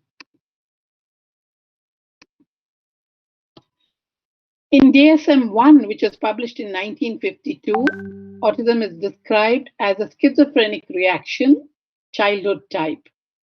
DSM-5, the most recent version of 2013, which continues to be used today with some revisions and modifications. The symptoms are now described as those who have persistent deficits in social communication and social interaction across multiple contexts. And the second group of symptoms are that they have restricted repetitive patterns of behavior, interests, or activities. So you see how the change has come about. There are the different other versions of DSM 2, 3, and 4. I'm not going into it, but I just want to show you how our interpretation of autism has changed over the last 60 to 70 years. The severity of autism is based on social communication impairments and restricted repetitive patterns of behavior. But we're also looking at the broader issues that go with autism, not just the three core deficits. We're looking at the comorbid disorders. We know that they have a lot of sensory processing issues, though there is a lot of debate about this because quantifying them, measuring them, studying them within strict experimental paradigms is difficult because of their very nature. So there's a debate as to whether it is there or not. But those of us who have worked with young children and young adults with sensory processing issues have seen it and know that it is there. I'm sure science will find methods of measuring this and documenting this so that that too will become a part of the evidence-based literature that everybody looks for. A third interesting issue that has been more recently recognized in the last 20 years or so is that young children with autism who look absolutely fine in terms of their motor development can have disorders of motor functioning, which are known as the motor executive dysfunctions. These are very peculiar in nature because they are visible when the child has to convert an idea into a motor act. So, on his own, voluntarily, or as a part of his daily routine, he may be doing something. But when you ask him to do a certain motor function, the child is unable to do it. And this too has been documented, measured, and written about. So, the symptomatology has increased from the basic three of behavior, communication, and social deficits to include comorbid disorders, sensory processing issues, and motor executive dysfunctions. There is also a great emphasis on multidisciplinary approaches, particularly since we have identified a lot of the comorbid issues and the other difficulties that the children face. The theme for today's presentation is also that of the multidisciplinary team. And who are the members of this team? The physicians are there, of course, but it has moved from being solely the domain of child psychiatrists when it was considered a psychiatric disorder to include pediatricians, developmental neurologists, and psychologists. And who are the interventionists? Physio-occupational therapists, physio more recently, since we are now beginning to identify issues with muscle tone and posture and such like. Occupational therapists, because we know now that the children have a range of sensory processing issues. Speech language therapists, because we now believe that the communication deficit is not a behavioral disorder. It's not that the child does not want to communicate and therefore does not communicate, but because he has difficulties in communicating. And therefore, speech language therapists, psychologists, of course, in terms of the overall development and well being of the child, educators, because given the numbers, these children are a part of the larger society and we have to accommodate. And of course, given that our entire thinking about children with difficulties not being excluded from the mainstream society has become much more stronger in the last decade or two. So these are the multidisciplinary teams which work with the children as they grow and find their own feet in the world. There is also a lifelong approach. Autism doesn't vanish. We don't know the cause, so we don't have a cure. By helping the children very early and very intensively early in life, many of them have a good chance of being able to function in everyday society like all of us. Some may have severe difficulties and may not be able to stand on their own feet and live an independent life. And they may need more support across the lifespan. But even those who do well, because of the issues that are involved, they may need certain adjustments, they may need some support. So it is a lifelong approach, beginning with early intervention and then schooling, all the problems that crop up with adolescence, which all of us face, but it's much more so for a child with a disability, and of course early adulthood and joining the workforce. So it is a lifelong approach that we are looking at. I would like to illustrate, what can be done and how these children can be helped to find their rightful place in society by talking about our program, which is an early intervention program, because it illustrates the team approach, the multidisciplinary approach, and all of the many different aspects of support that these children need. Communication Deal, the program we started in the year 2000, focuses on early intervention. Why did we choose early intervention? Why did we focus on early intervention? It's because early intervention is it is scientifically documented to produce the best long-term benefits. As our chief guest for the day was talking about the acute shortage of therapists in this country, trained therapists, we do have an acute shortage of both intervention programs as well as therapists.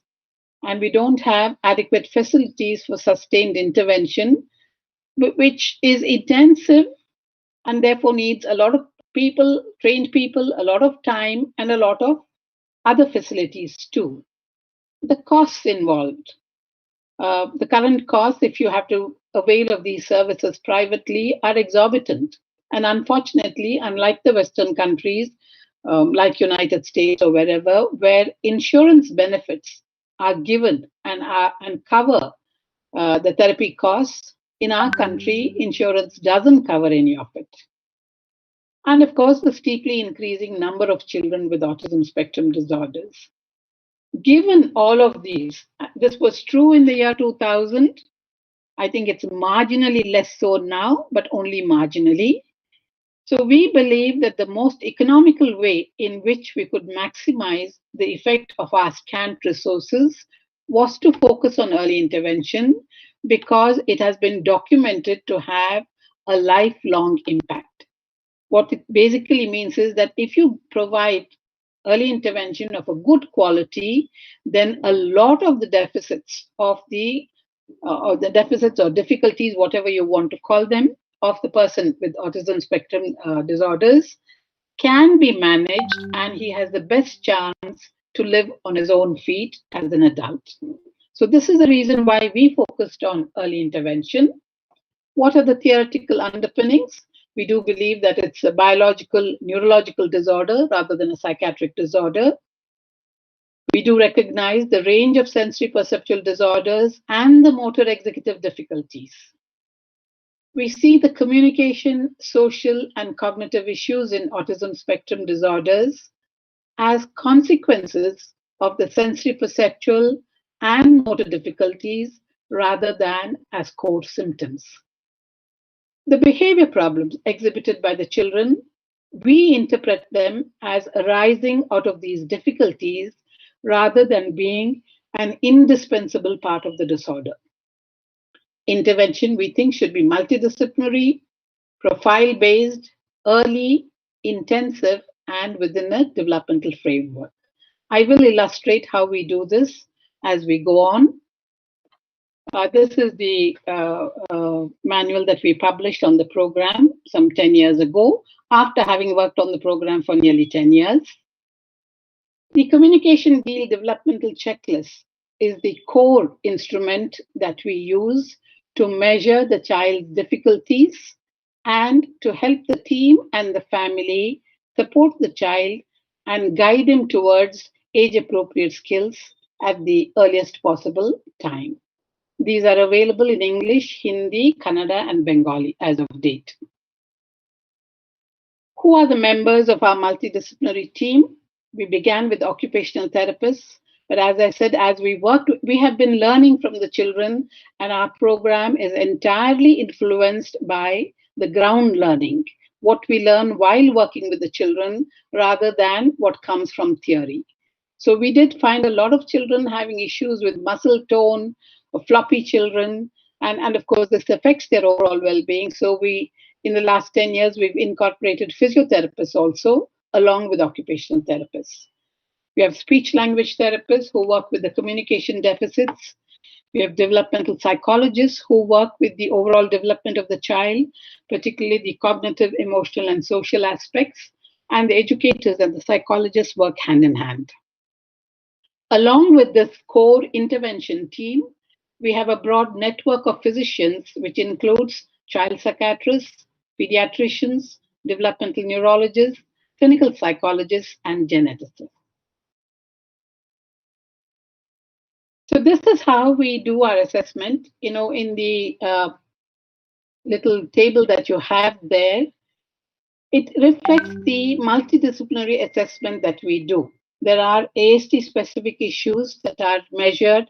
For instance, in the first column there, you will see what is termed as PLS. These are the prerequisite learning skills.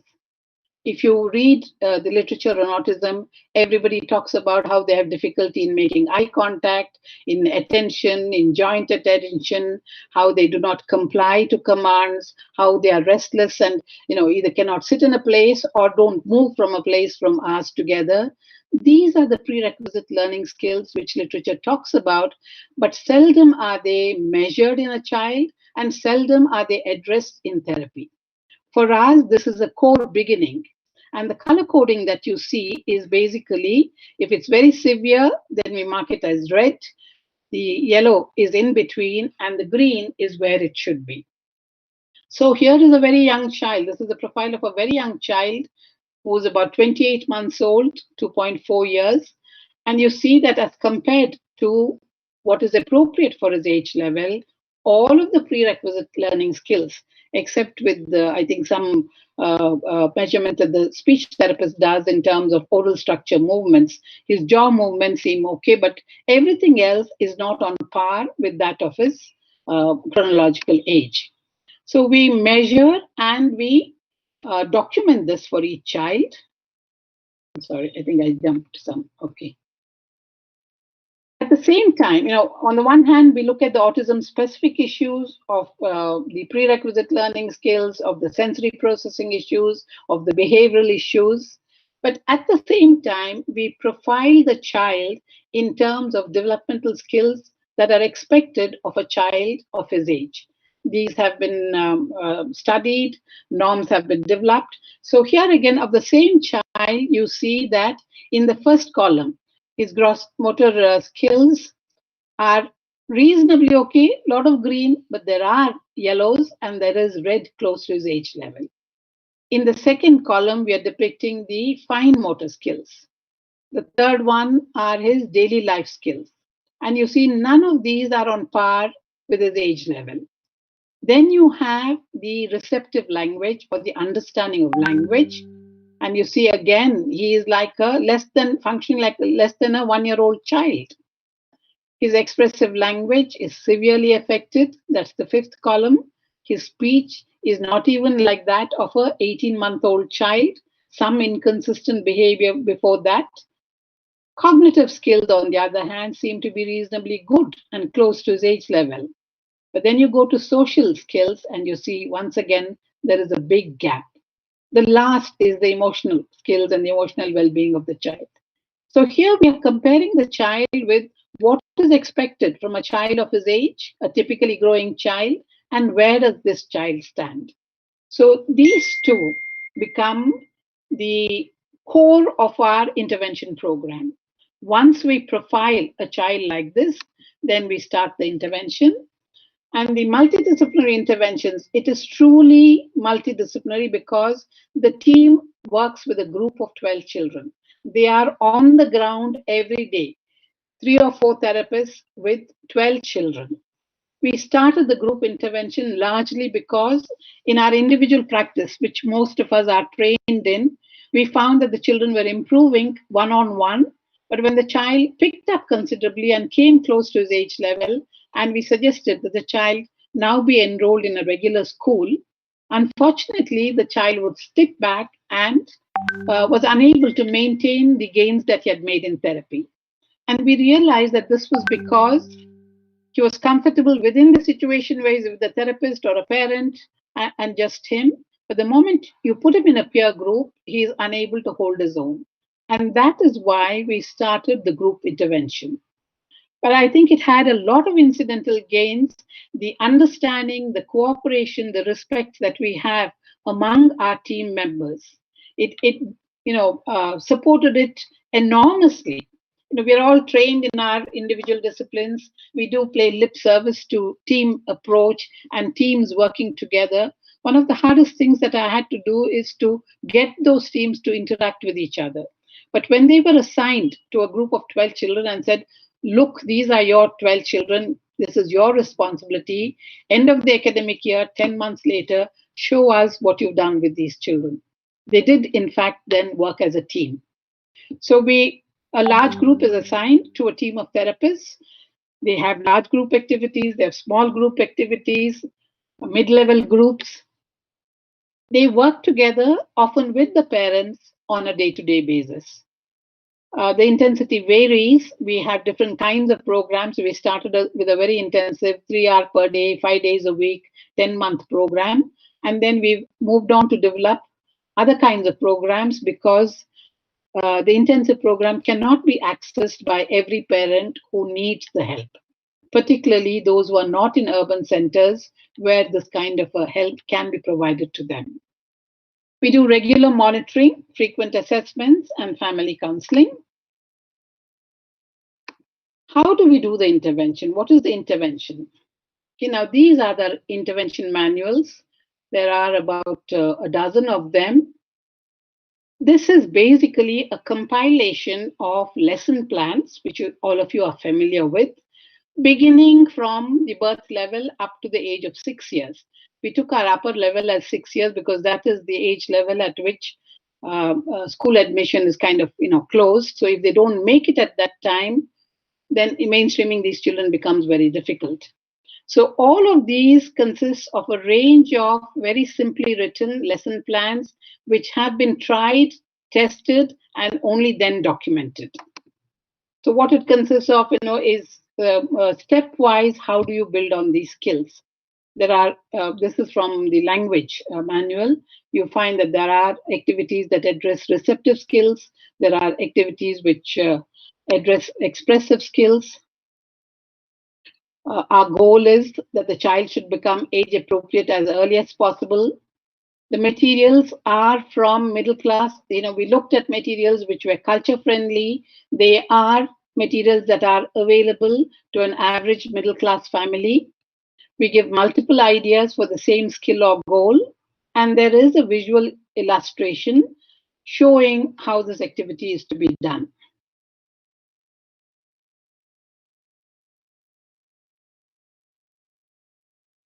This program was then, subsequently, I think in 2017, it was published in the United States also and is being used there too. So this is the international edition that was published by Plural Publishers in 2017.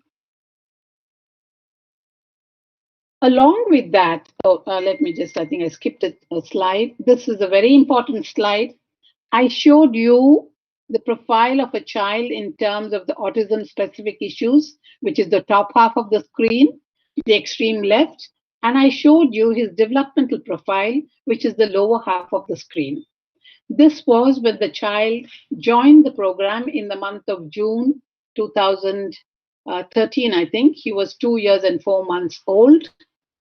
I told you how we work towards increasing these skills starting at the baseline. This is halfway through the program. And you see that the team addresses the autism specific issues. A lot of them are changing. We don't have a whole lot of red there. There is a considerable amount of yellow, but the greens are appearing to come, which means that they are getting to be age appropriate. Similarly, the developmental skills are also building up. And the third column that you see is at the end of the year, which is end of April, when the child is 10 months older. And of course, the bar is increased to his chronological age.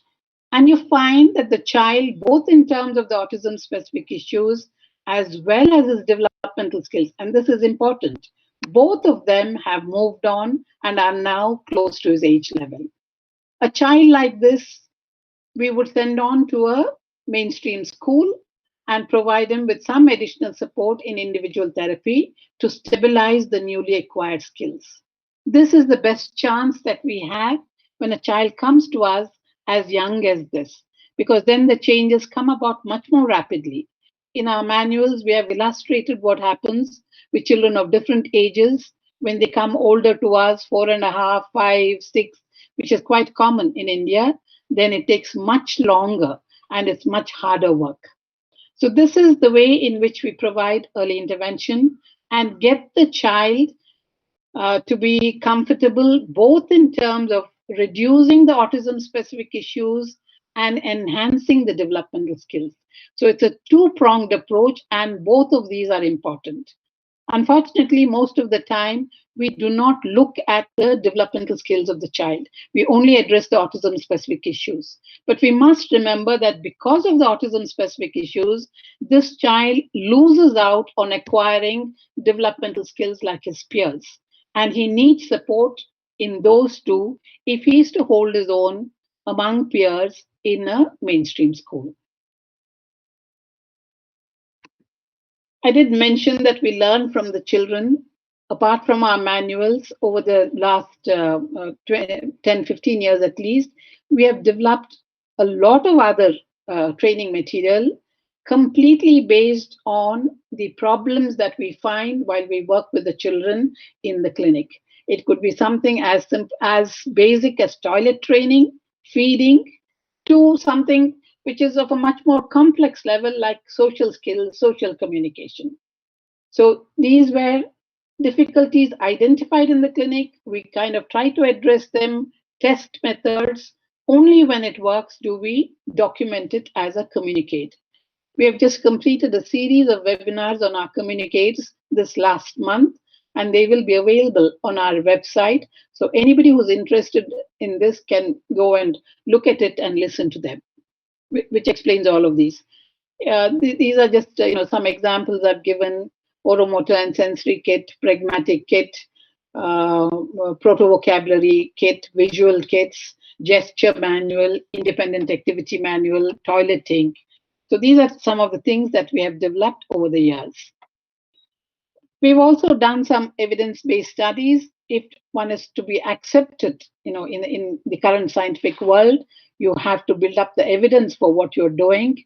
We do have a considerable amount of data. We now have over 20 centers across the country, and we are looking at the data from all of these centers.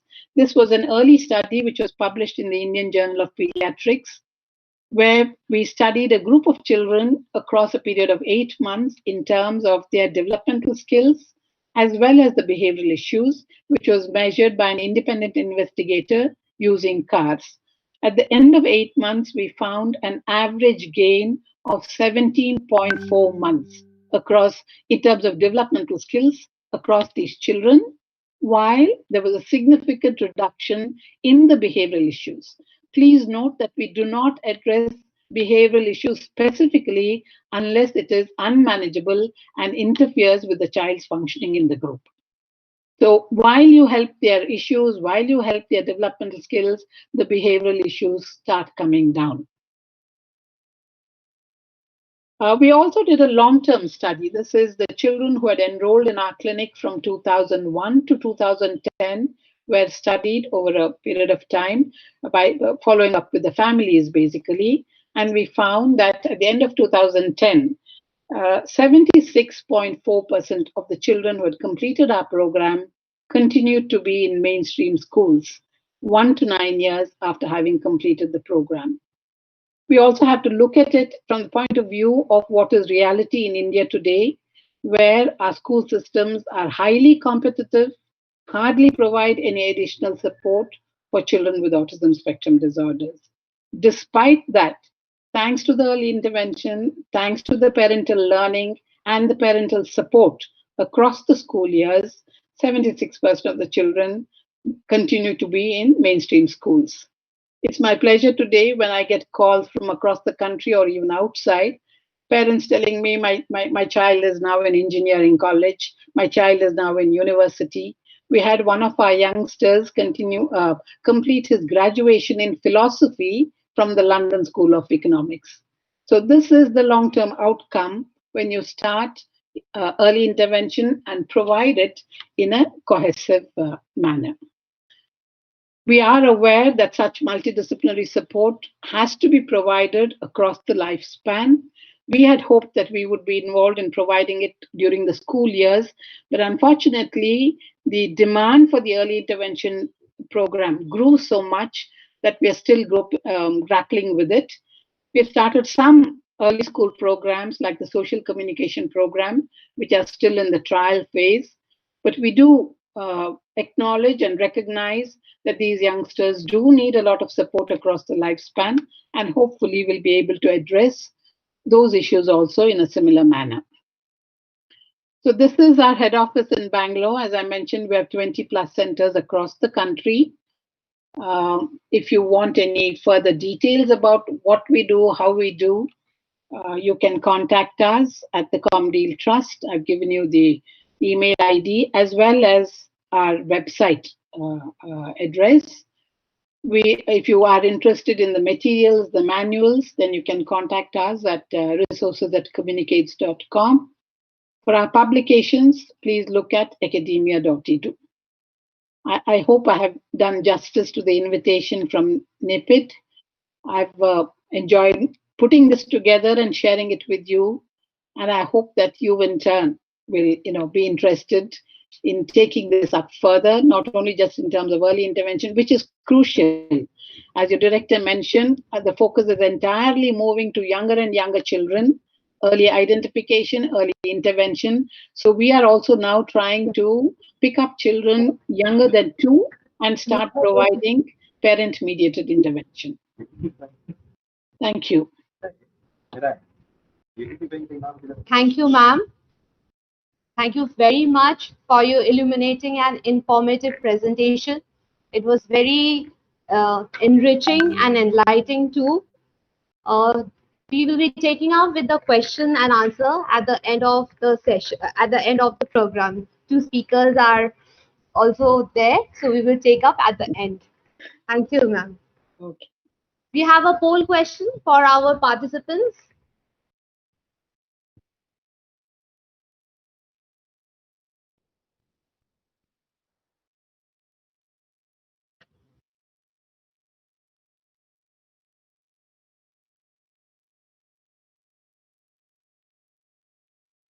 Participants, there are a poll question. Please answer the question.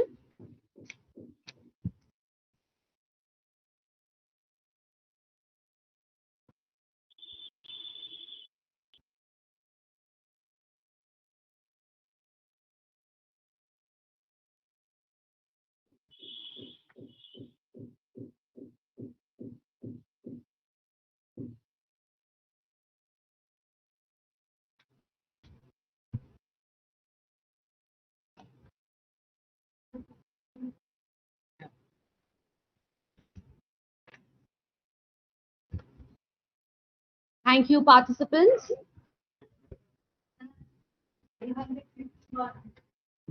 Our next speaker is Mr. T. Mugesh, a faculty of NIEPID. He has done his post-graduation in occupational therapy with specialization in neuroscience from National Medical College, Mumbai University, and has a post-qualification in psychology from Madras University. He is currently pursuing as a doctoral scholar in the field of rehabilitation science, working in the area of autism. He has over 20 years of clinical academic experiences in the field of pediatric rehabilitation. He is trained and certified in certification in special learning disability, certification in sensory integration, Bachelor Intelligence Scale for Children, certification in cognitive behavior therapy. He has been actively involved in research activities and had presented papers in various national and international conferences. Recently, he had presented a paper on sensory processing issues in autism in the BMI International Conference 2020 in Hyderabad. Mr. Mugesh has also been a resource person for numerous capacity building programs at national and international level. He had also authored many books for IGNOU, NSOU, and the Madras University. He is a live member of All India Occupational Therapy Association. Presently, Mr. T. Mugesh is heading the NIEPID Regional Center, Kolkata. Over to you, sir.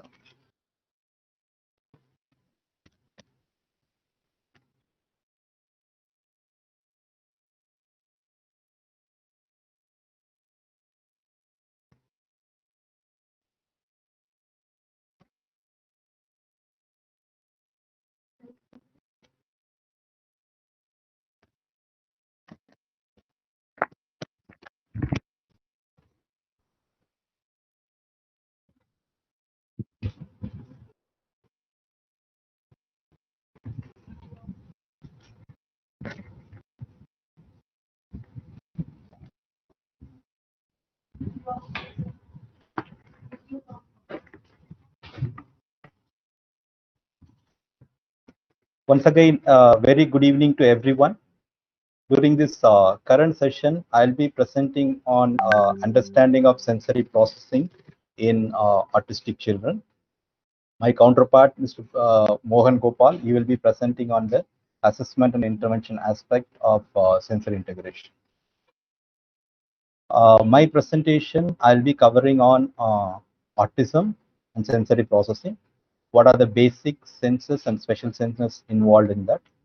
And what is sensory processing disorder and what sort of impact it has on children with autism. And I'll be touching upon the recent research on sensory processing and autism, which will be acting as a guiding principle for the future assessment and intervention.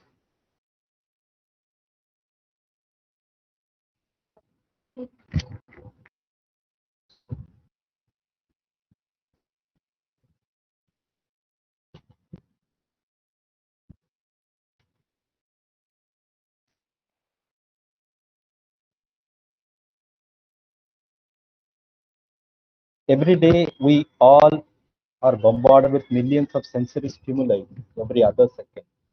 Some we are aware and some we are not. Some we deliberately ignore and some we filter it out to focus on the relevant stimuli in a given situation. The process of receiving, interpreting, and responding to these sensory stimuli becomes very essential in producing adaptive and acceptable behaviors in our day-to-day lives.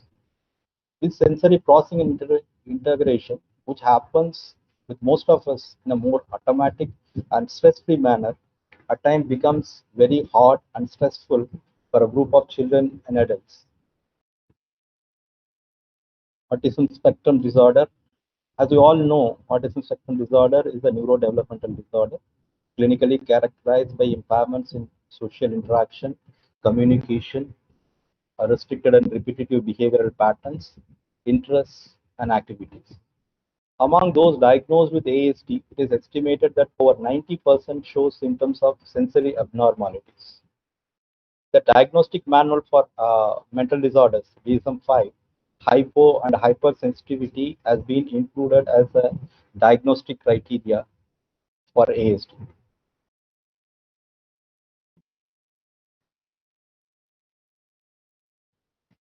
Atypical sensory processing are a ubiquitous feature of autism spectrum. Genius, the pioneer in the field, and spent her career conducting research and developing theory and intervention strategies. Based on her research and clinical experiences, she has published work describing the difficulties in processing and integrating senses that occurred in children with LD and autism.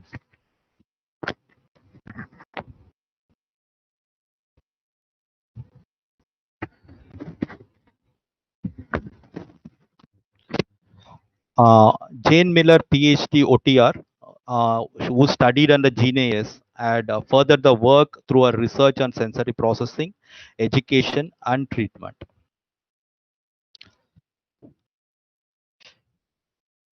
Sensory processing, it's a neurological process that enables us to make senses of our world by receiving, registering, modulating, organizing, and interpreting information that comes to our brains from our senses.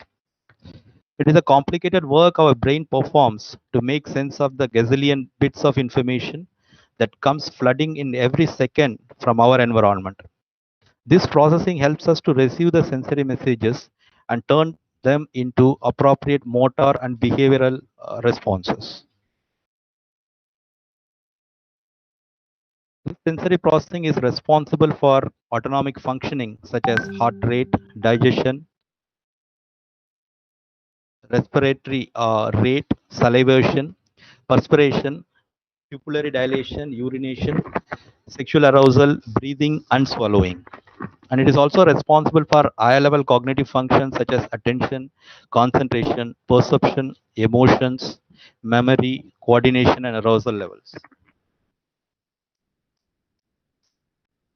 This sensory processing involves 8 sensory systems. 5 are the basic senses and 3 special senses. 5 basic senses, as we all know: auditory, visual, gustative, which is otherwise taste, olfactory, which is otherwise smell, and touch or tactile. It's basically of a discriminative touch. And when you go to the special senses, we have three special senses: vestibular, proprioception, and interoception. The vestibular receptors are present in the inner ear and develop during the preschool years. Maturation of this sense normally gets completed until age 10, and this sensation impacts our reaction to gravity, movement, and balance. And this sensation is very much essential for gross motor development, bilateral coordination, head and neck control, muscle tone, as well as our arousal levels.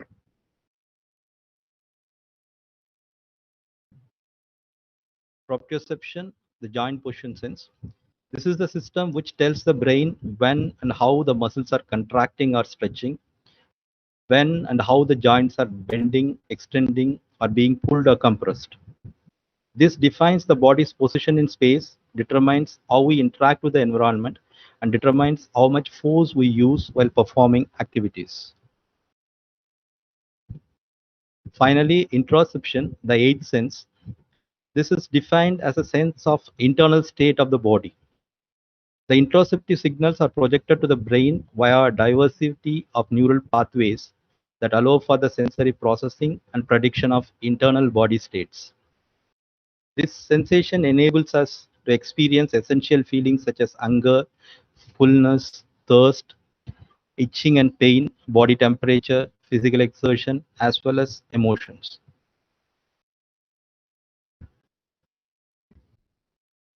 Pyramid of learning. This is a model proposed by William and Schellberger. This model proposes that learning is incremental and the child's sensory integration plays a huge part in development of the learning. It outlines the foundational skills at the bottom of the pyramid and the skills that are supported by the foundational skills on the tiers above. Once the bottom tiers of the pyramid are adequate, the tiers above can be more efficiently developed. As you all can see, the very bottom box in the illustration is the central nervous system, which most closely supports the second tier. The second tier identifies the children's sensory systems. The third tier depicts their sensory motor development, that is body scheme through body awareness, reflex maturity, that is having developed reflexes for safety purposes, the ability to screen input, that is knowing what sensory experiences are important to pay more attention to, postural security, confidence in maintaining certain postures to prevent falling, awareness of both the sides of the body, that is bilateral integration, and motor planning, that is the ability to plan the movement. The fourth tier depicts perceptual motor development, which includes auditory language skills, visuospatial perception, that is identifying what is seen in space, attention center functions, which is maintaining attention to tasks, eye-hand coordination, oculomotor control, that is locating and fixating on something in their environment, and finally postural adjustment. The fifth tier, which is the topmost layer, that depicts intellect, academic learning, and daily living activities, as well as behavior. This pyramid of learning basically gives us an idea of how important the sensory systems play a role in various stages of a person's life.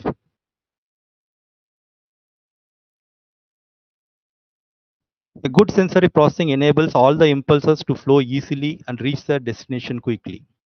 Sensory sensory integrative dysfunctions emerges when some sort of a traffic jam happens in the brain. Some bits of the information get tied up in the traffic, and certain parts of the brain do not get the sensory information they need to do their jobs. That's when the question of sensory processing disorders arise. And by definition, given by Miller in the year 2013, sensory processing disorder is a neurophysiological condition in which sensory input, either from the environment or from one's own body, is poorly detected, modulated, or interpreted, to which atypical response are observed.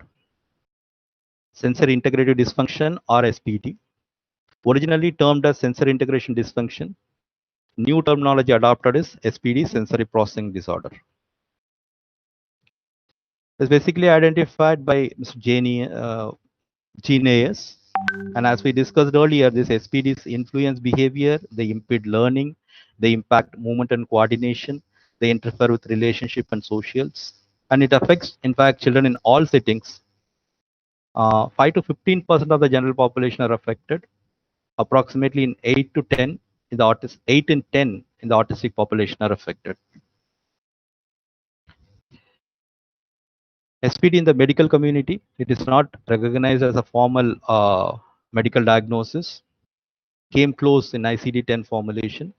Sensory differences are included in DSM-5 diagnostic criteria for autism. It's included in the diagnostic manual for infancy and early childhood.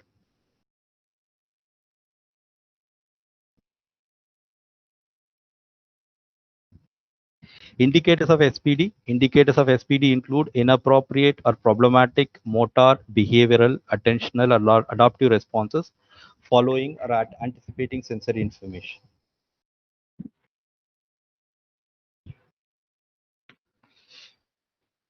Sensory processing disorder, according to Miller, it has been classified into 3 areas: sensory modulation disorder, SMDs, sensory based motor disorder, and sensory discrimination disorders.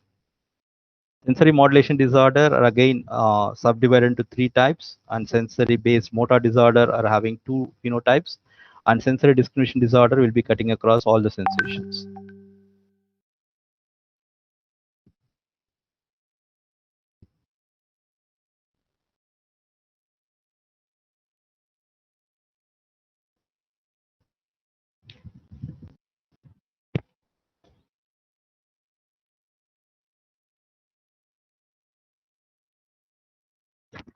So, sensory modulation is an ability to organize the degree, intensity, and nature of responses to sensory input in a graded and adaptive manner. The various phenotypes of sensory modulation disorder include sensory over-responsivity, sensory under-responsivity, and sensory craving.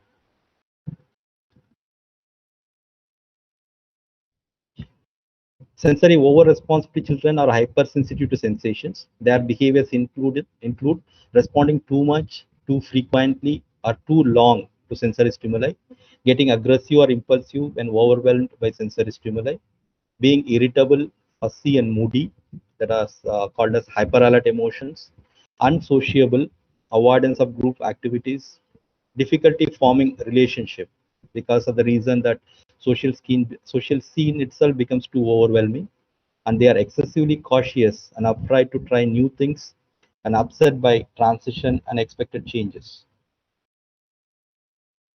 Sensory under-responsive children are less sensitive and less aware to sensory stimuli than most people.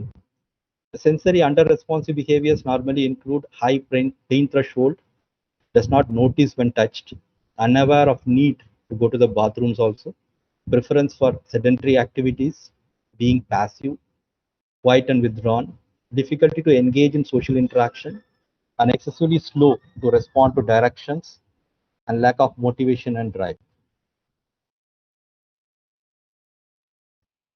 There's another category, that is the third category of sensory modulation disorder, that is sensory craving. Children with sensory craving, they seem to need much more sensory stimuli than most people. Sensory craving behaviors include being constantly on the move, like liking crashing, jumping, roughhousing kind of stuff, excessive spinning, swinging and rocking. And these people constantly involved in touching objects or people, seeking vibration, watching spinning objects, constant talking, and trouble turn taking in conversations.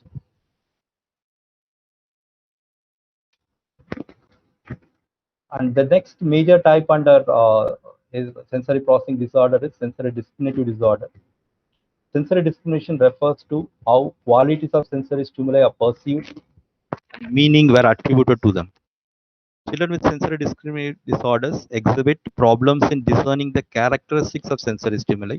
For example, children can perceive the stimuli and can modulate their responses, but cannot tell precisely what or where the stimulus is.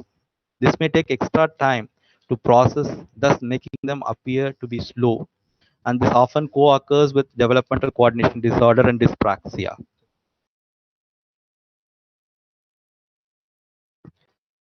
The third major category, that is sensory-based motor disorder. It basically has got two phenotypes. One is postural disorder, another one is dyspraxia. This SPMD is actually defined as a motor challenge with an underlying sensory basis, and it has got two subtypes. As I already told, it's a postural disorder and dyspraxia.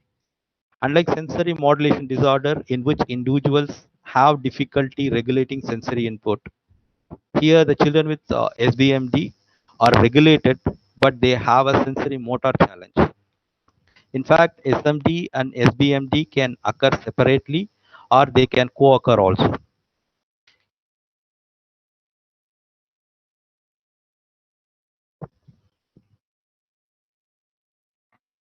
Variability within SPD.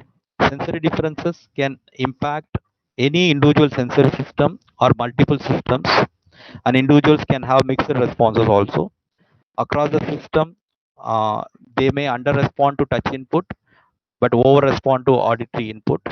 And within the same sensory systems, at times they may be over-responsive to light touch, and they may be a cravers of deep touch too.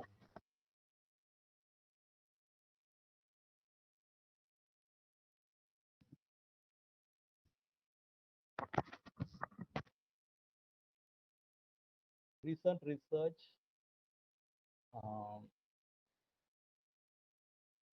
there was studies conducted by Kleinens et al. And Tottenham 2014 have found that in individuals with ASD, that the amygdala overactivates with eye gaze compared to typical controls, and that in these individuals, amygdala activation is correlated to time spent on gazing, that is looking at eyes.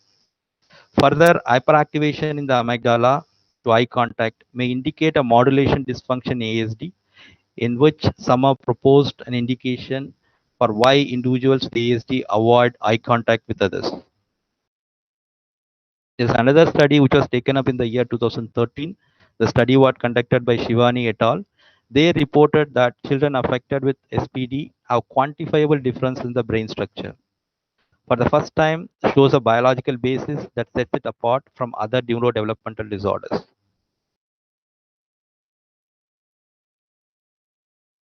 Then another research which was taken in the year 2014, the research was conducted by Chang et al. They reported that children with SPD have decreased structural brain connection in specific sensory areas different than those in autism.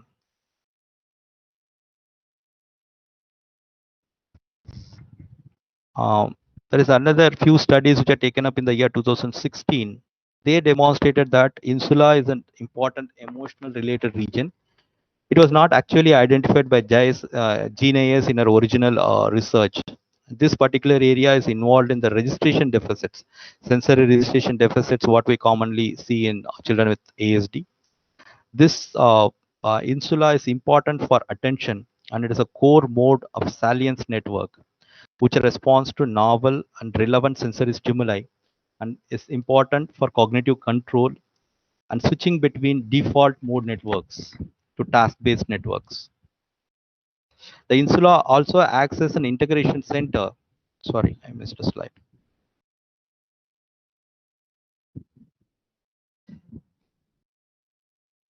Also acts as an integration center for physiological and emotional perception. This cortical region has been reportedly to be altered in autism spectrum disorders. Insula abnormalities have been observed in individuals with ASD while performing various cognitive tasks such as social processing, emotional processing, spatial attention, set shifting tasks, and executive function tasks.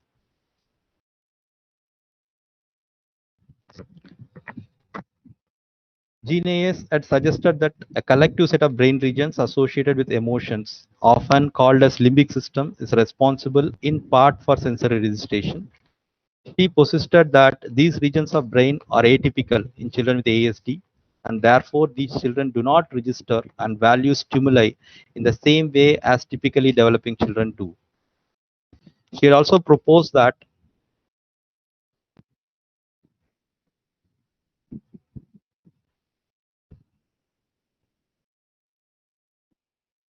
Sorry, I'm missing a. Which slide I am in now? I'm in 20.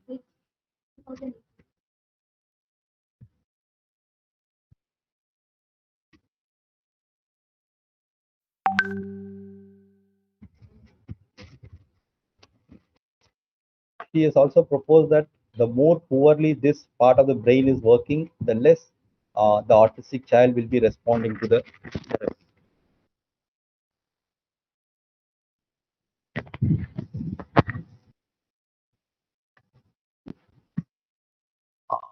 The research which has been taken up in the year 2019, it says like many aspects of AS hypothesis about the nature of the disorder were found to be highly consistent with the current literature on sensory processing in children with ASD. But there are some discrepancies across various methodological techniques and ASD development. With additional characterization, neurophysiological profiles of sensory processing in ASD may serve as a valuable biomarker for diagnosis and monitoring of therapeutic interventions such as sensory integration therapy.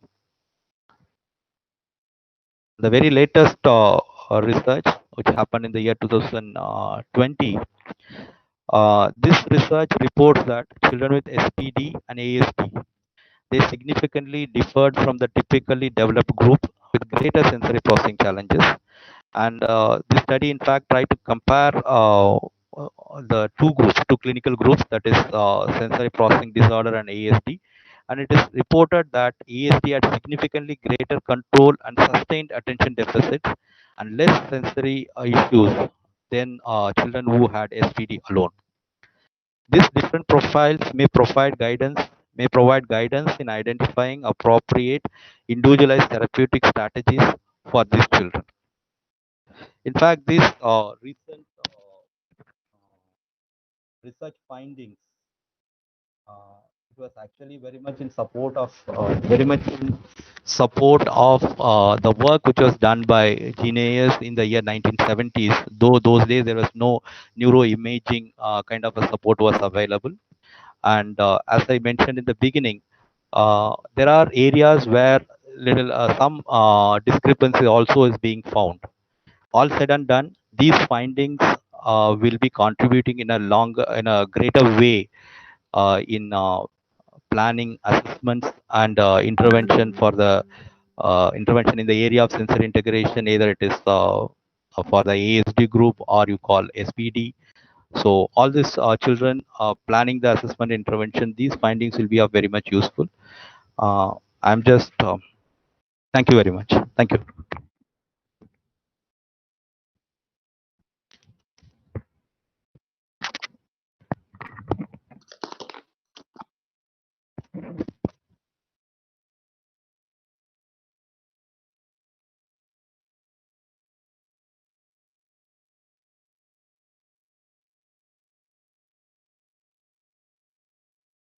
Thank you, sir, for your evidence-based presentation. For the participants, we have a poll question.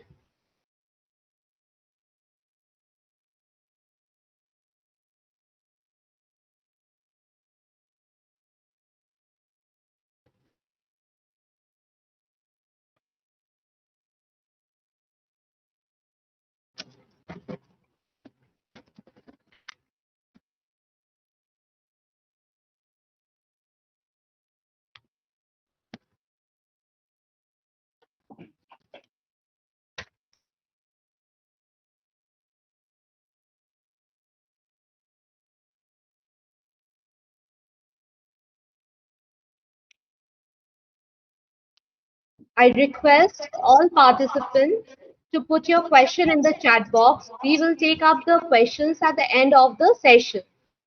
Our last speaker for this international webinar is Mr. Mohan Gopal from Ireland. Mr. Mohan Gopal had qualified in occupational therapy from TN Dr. MGR Medical University, Chennai, India. He has 22 years of experience working worldwide, including countries of India, Canada, West Indies, and Ireland as a clinical occupational therapist for children with special needs. Mr. Mohan is passionate in working with infants, children, adolescents, adult, and elderly population with physical, sensory, and intellectual disabilities, and has extensive experience in using sensory motor strategies for children with sensory processing difficulties.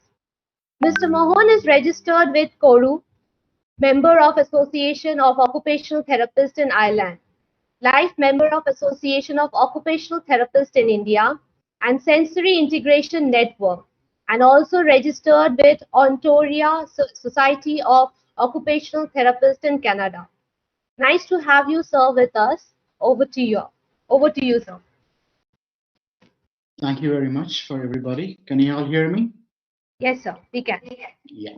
So thank you very much for a brief introduction about me. And this is about me. I have a 20-year of experience working in all parts of the country around the world. And I'm certified in sensory integration and praxis test with University of Southern California. I'm advanced level practitioner in therapeutic listening from Vitalinks, but also practiced with transdisciplinary play-based assessment that is called TDPBA from University of Denver, Colorado, under the guidance of Ms. Tony Linder. I'm also certified in handwriting without tears in Canada.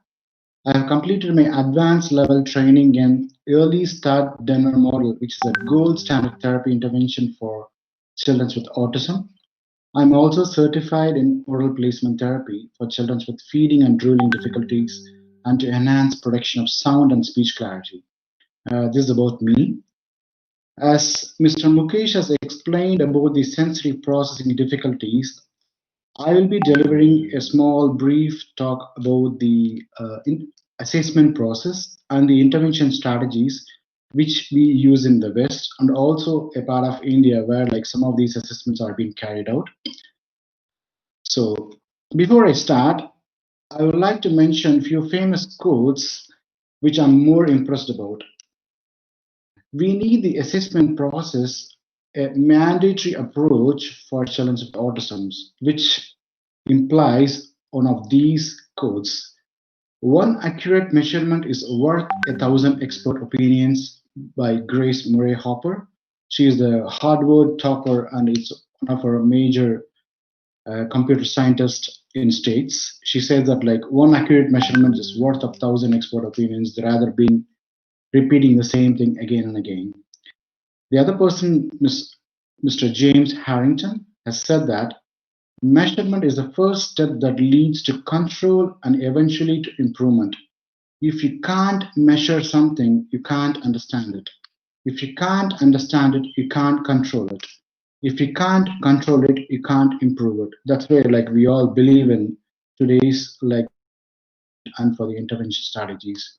For the children with autism, that's what I do believe. We need to identify the areas which the children are lacking or difficulty in focusing on, which we need to use the measurements or using the assessment protocols. So if you use the appropriate assessment protocols, definitely you might end up understanding it properly and you can control it properly and you can improve it properly. So just go on to the assessment process.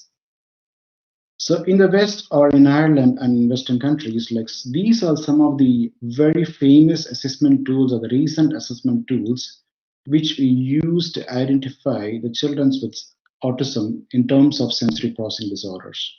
The first one is the DASH or the Developmental Assessment for Individuals with Severe Disabilities or the Sensory Profile 2. People might be aware of the Sensory Profile, which is the older version. It's a newer version called the Sensory Profile 2.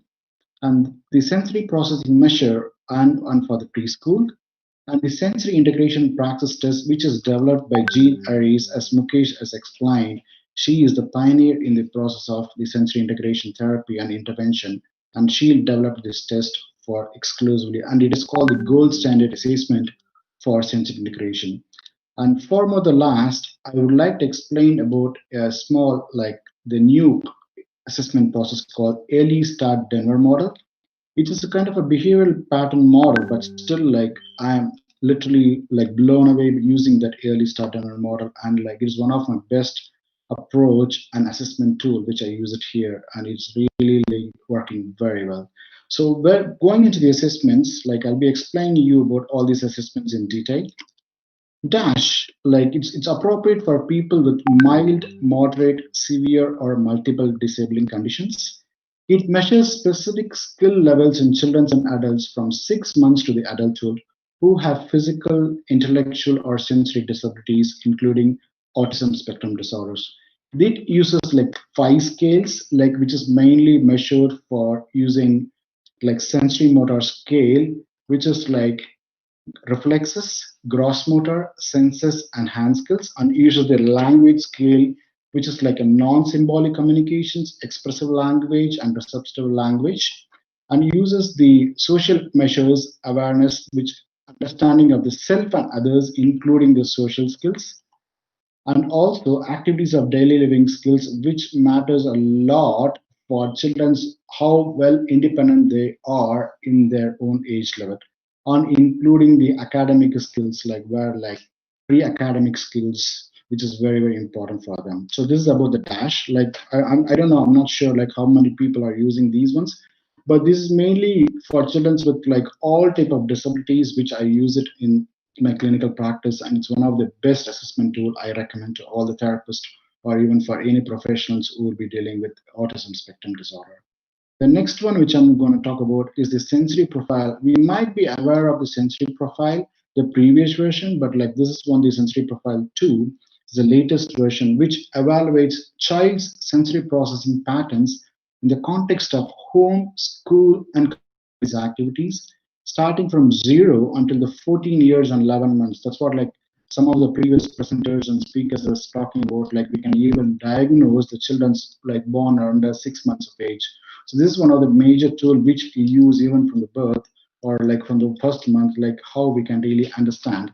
So it has classified into 4 major areas. It is called the infant sensory profile from birth to 6 months. Toddler sensory profile 2, it starts from 7 months to 36 months.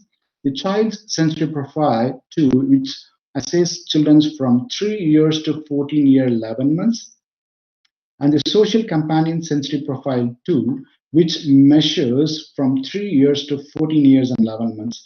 It's easy, very easy to complete. The completion time is only like 5 to 20 minutes, but like it's only a paper and pencil for our online administration. So I highly recommend some of these assessments tool could be like probably used in India to identify children with sensory processing disorder. The next one is the sensory processing measure, and the SPMP is called preschool. SPM is very comprehensive, clinically rich, and psychometrically sound for assessing children with autism. It's a seamless assessment from preschool through the age of 12 years. It assesses 2 major areas, that is the praxis and the social participation, and 5 sensory systems: the visual, auditory, tactile, proprioceptive, and vestibular functioning.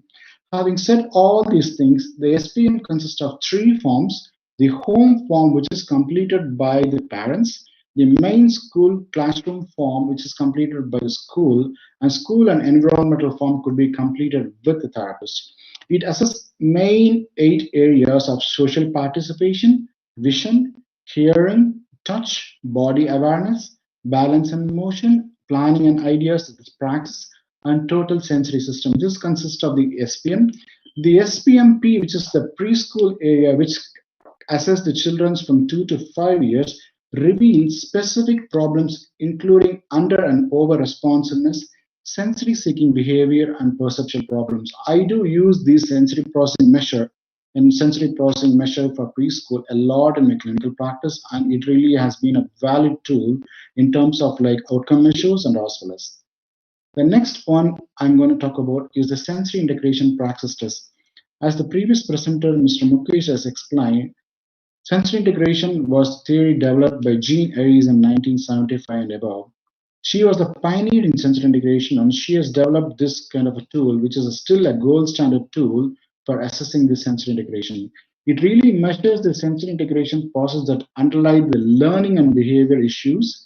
It helps pinpoint specific organic problems associated with learning disabilities, emotional disorders, and minimal brain dysfunction. It is applicable for children from 4 years to 8 years, 11 months. That's the only deficit which I feel like I can use it only for the children from 4 years until to the age of 8 years and 11 months. There are 17 sub-tests provides comprehensive assessment for space, visualization, figure ground perception, standing and walking balance, design copying, postural praxis, bilateral motor coordination, praxis and verbal command, construction praxis, post-rotary nystagmus, motor accuracy, sequential praxis, oral praxis, manual form perception, kinesthesia, finger identification, graphosthesia, and localization of tactile stimuli.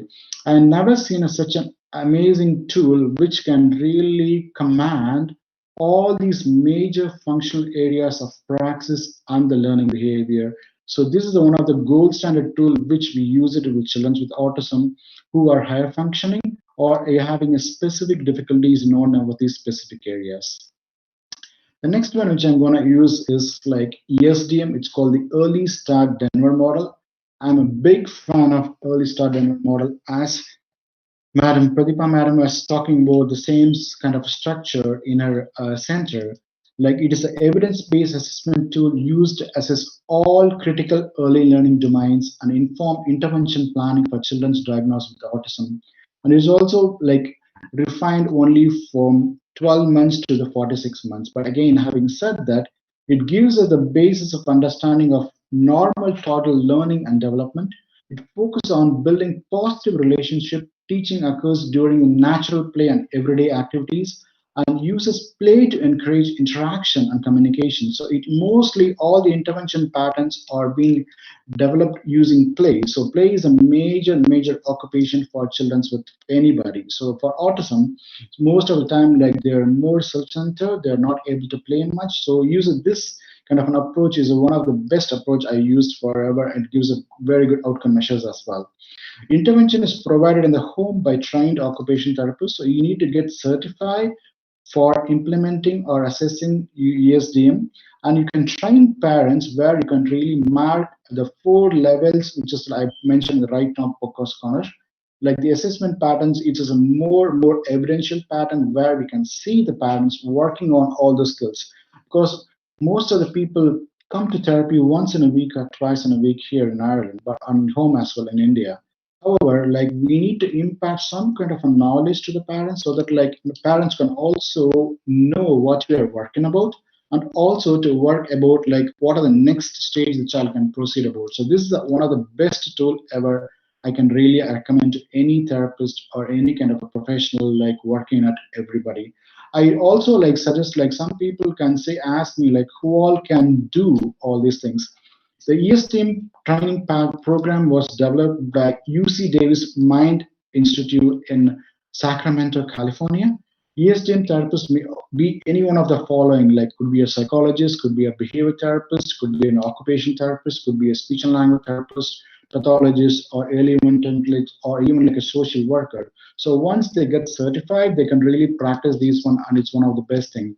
The intervention focus on boosting children's social, emotional, cognitive, and language abilities, and it also really works on the early learning domains of imitation, communication, social, cognitive, motor skills, adaptive behavior, and play. These are the main major areas which the children with autism or deficit in when they are being diagnosed. So I use this one every day, and I feel like very much confident in using this one for most of the kids, and the outcomes are amazing, to be honest. And like I really recommend like for the people to have a look into this one. And if you need any more details about this, please contact me. I can give you more details about this. Having said all these about assessments, like we are going to plan for the intervention. Once we complete appropriate assessment protocol, we can have appropriate level of achievements or level of function level of the child where they are at. Then only we can plan for the intervention pattern. So once we know about the intervention, then it's easy to go ahead. So what are the intervention strategies and approach as an occupational therapist or therapist we use for children with autism? The first and foremost is the sensory integrative approach. The second is something called as planned sensory activities or the sensory diet program, which we have to implement during the course of the day. And the visual schedule are the structured routines where the child's need to anticipate what is going to happen next. So once they are able to anticipate what is going to happen next, they are very well able to really get into the routine. And appropriate assistive devices really help them to focus on their own sensory processing difficulties, which may hinder them during the course of the day. And also, like we in Western countries, we use loads of multi-sensory room experiences to really calm the children down when they're having like higher level of activity level. And also, main and foremost, I will say like the environmental adaptation, which is the main thing which we need to focus on for children with autism. So most of the time, it's the perceptual thing about the parents how the child is not actively happening in a proper environmental setup. So we need to environmentally adapt so that like the children can be calmed down or like getting into more kind of a structure routine. So I'll be explaining in detail what each and everything. First, I go into the sensory regulation. So as Mukesh was explaining, the sensory or the self-regulation is within ourselves. Like it is the ability to manage your emotions and behavior in accordance with the demands of the situation, or ability to regulate activity levels to stay in a calm and alert state. So if you look into the three major pictures here, there's something called as a small cup, the right size cup, and the large cup. So what do you mean by self-regulation in terms of right size cup? It is called the typical sensory processing. They automatically fill and empty their cup efficiently. Interaction and environment is appropriate. For example, to say that like for any time if you see any child is putting their hands over ears all the time, they are not having a right size cup. They are having a small cup, like takes very little sensory input. The child may be over responsive to the input or sensitive and avoid to cope with the challenge. Exactly the same thing I said earlier. The child may be over responsive to the sound, that's why they're putting hands over ears. Or the large cup respond very slowly to input, needs more seekers or bystander to sensory input. Now we can see the small cup, the person who cannot take much sensory input, the right size cup can take in and empty easily, or the large cup who needs more input, which are something called as like always need more and more and more. I can say a good example for this, or these some children are always very active. They keep on moving. They're always on the go. It's very hard for them to sit them in the chair and focus on a particular activity. They always look everywhere, or they just bang the toys to get more input. They always put something in their mouth all the time. So these are the people are something called as large cut people. They need more sensory input really to regulate themselves. Having said all those things, there is something called as mixed cup or mixed profile, in which either under or over responsive or fluctuating depends upon the situation. So these people are also I see during my practice every day. So some of these kids are very fluctuating. One day they will be like seeking loads of movement. The next day they will be not seeking the movement. Instead they'll be avoiding some certain touch or some avoidance of certain sounds. So this is kind of a mixed cup. So these are the main things which we need to know about our child. Either they are a right size cup or a small cup or a large cup, where they all the senses which Mukesh has explained previously will fit into. All these normal senses and the special senses will fit into. Having said all these things, I really want to explain one more thing. When Mukesh sir was explaining about the pyramid of learning, the base of the pyramid is something called as tactile, proprioception, and the vestibular, are the touch, movement, and pressure. So those are the major basic senses in our body which we need to regulate, or how much we need to really understand the environment based us on those three senses. So if those three senses are not working cohesively within the body of the child, they will have a huge deflection about all these things about the self-regulation. So that's why I really wanted to emphasize more about the pyramid. So how the sensory integrative approach work well? The sensory integrative approach provides children with appropriate sensory stimulus in terms of tactile, visual, auditory, movement, and joint sense to improve the following. So most of the time, like parents will ask me like, what is joint position sense or what is like pressure sense? I don't know. I don't understand that. Like, then I'll give a small example. Like, if I give you a cup of water in a plastic and in a glass, would you hold that in the same pressure? No. So as soon as you touch the plastic, as soon as you touch the glass, your brain sends two different impulses to hold the plastic cup in a very light pressure or to hold the glass in a very firm pressure. So even holding two different types at the same time, you're exerting two different pressures. So this is called the pressure sense in our body. So that's why some of the children are huge difficulty exhibiting appropriate pressure for even a basic thing. For example, to say that you want to hold a toothbrush and you want to squeeze a toothpaste on the toothbrush, they are not able to do that. So what they do is like they'll squeeze everything off. Even to pour a cup of water in a glass, they usually like pour it everything up. Or even to button a small shirt or like a shirt, they are not able to do that. That's why they lack a lot of self-independent daily living skills, which in turn focuses on their touch pressure and all these areas. So the sensory integrative approach really helps them to provide sensory stimulus based on these sensory inputs, which is based on their level of the small cup or the big cup to provide appropriately. It improves the sitting tolerance, attention, and concentration, reduce distraction. It improves touch tolerance. It provides enjoyable and relaxed environment. It improves the social interaction skill, which is one of the major area deficit in children with autism.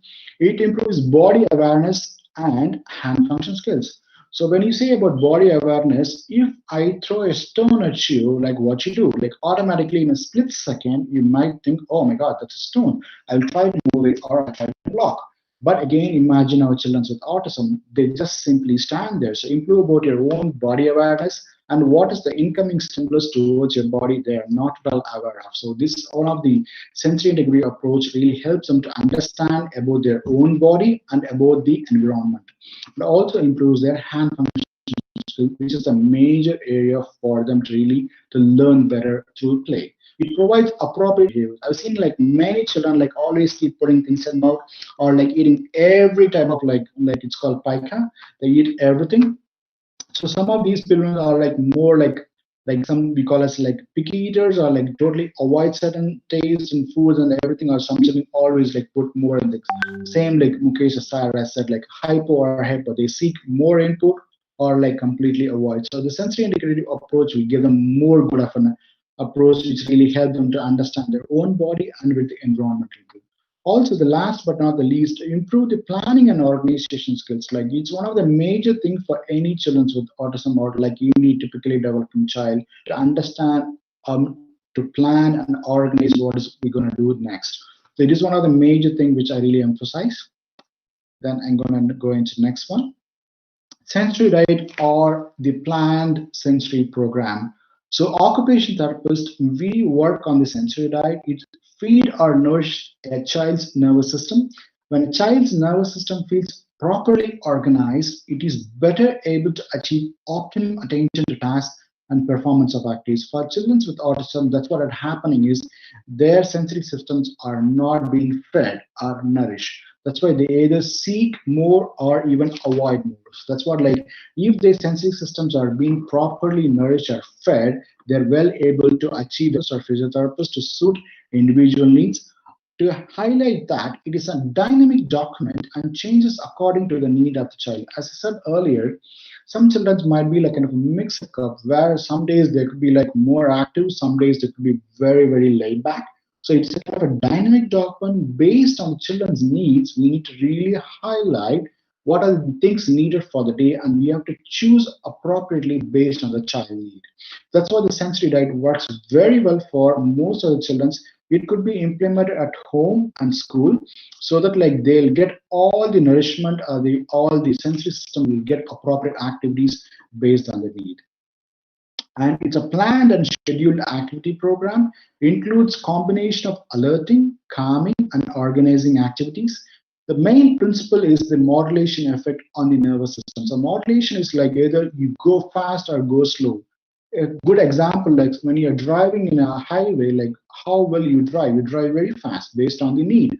or even you're driving in a traffic, you drive very slow. So it's you modulate based on the need. For the children, they doesn't know. They just jump in or run anywhere. So they cannot modulate. So the sensory diet will provide a modulation effect on the nervous system so that they can understand about them and about the environment, and they can modulate the movement or patterns of things what I'm doing based on the need. It is repeated throughout the day, so the occupation therapist will give you a clear explanation when, how, and how many times can be done.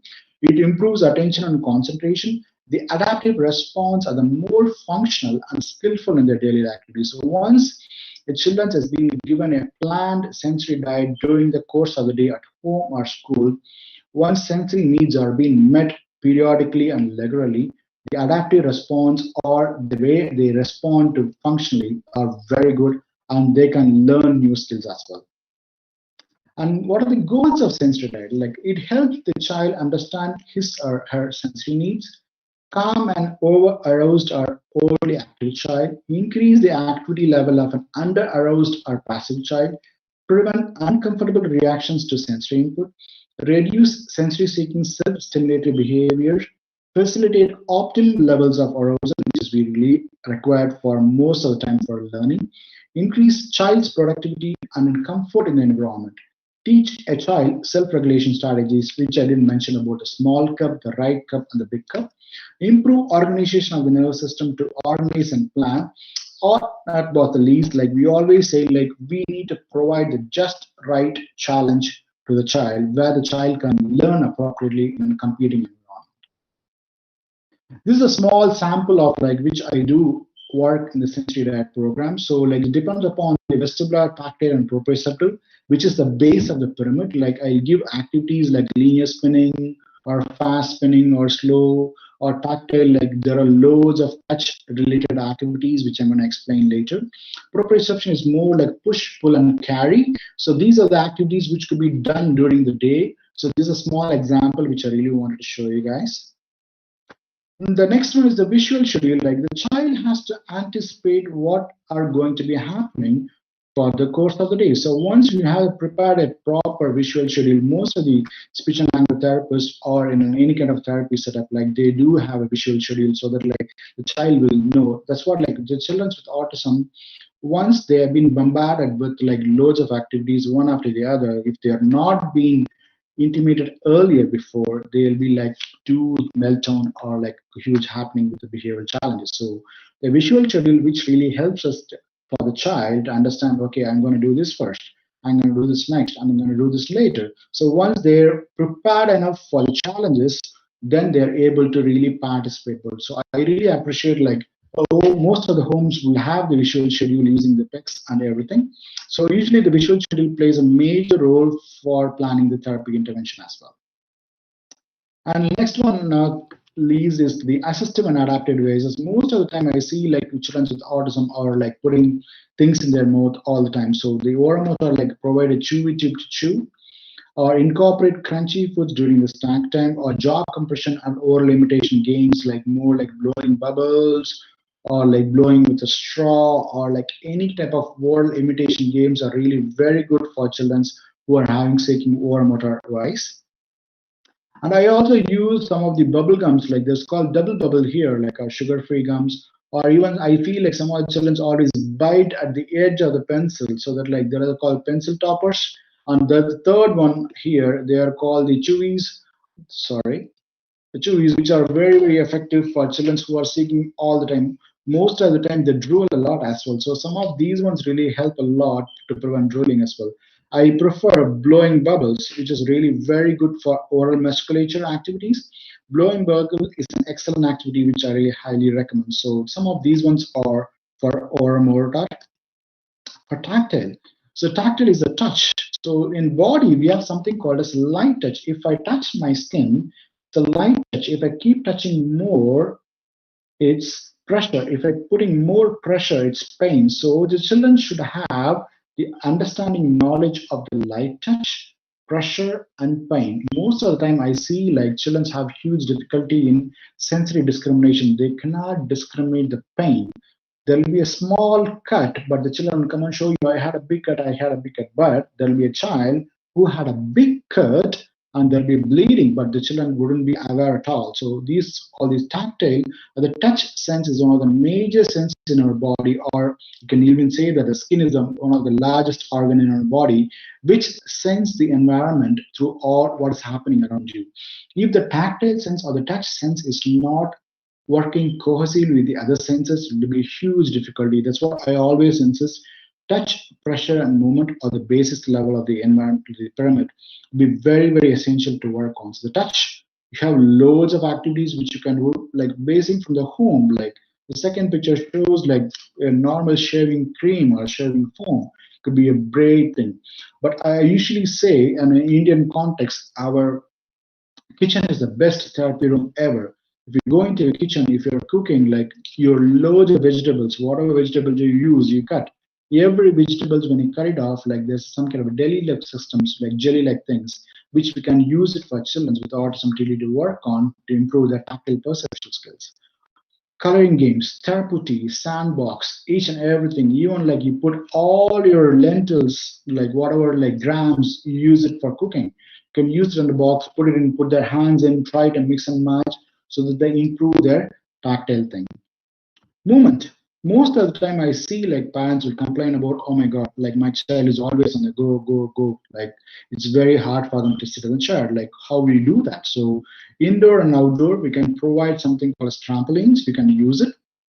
But having said that, there's something called as like we have like adaptive seating. We have use it like sit and move cushion or ball seat. I use these cushions which I mentioned here for the children.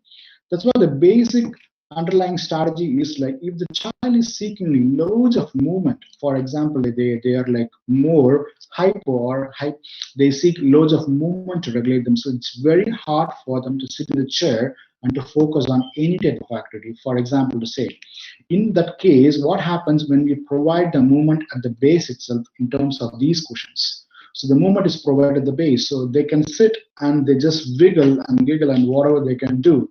And the attention to the task is improved more when you provide these type of cushions. I use the therapy ball, the 65-centimeter therapy ball as a cushion or a chair for them to work at the schools. So it really worked a lot for me. And like these ones are the sit and move cushion. You can Google it.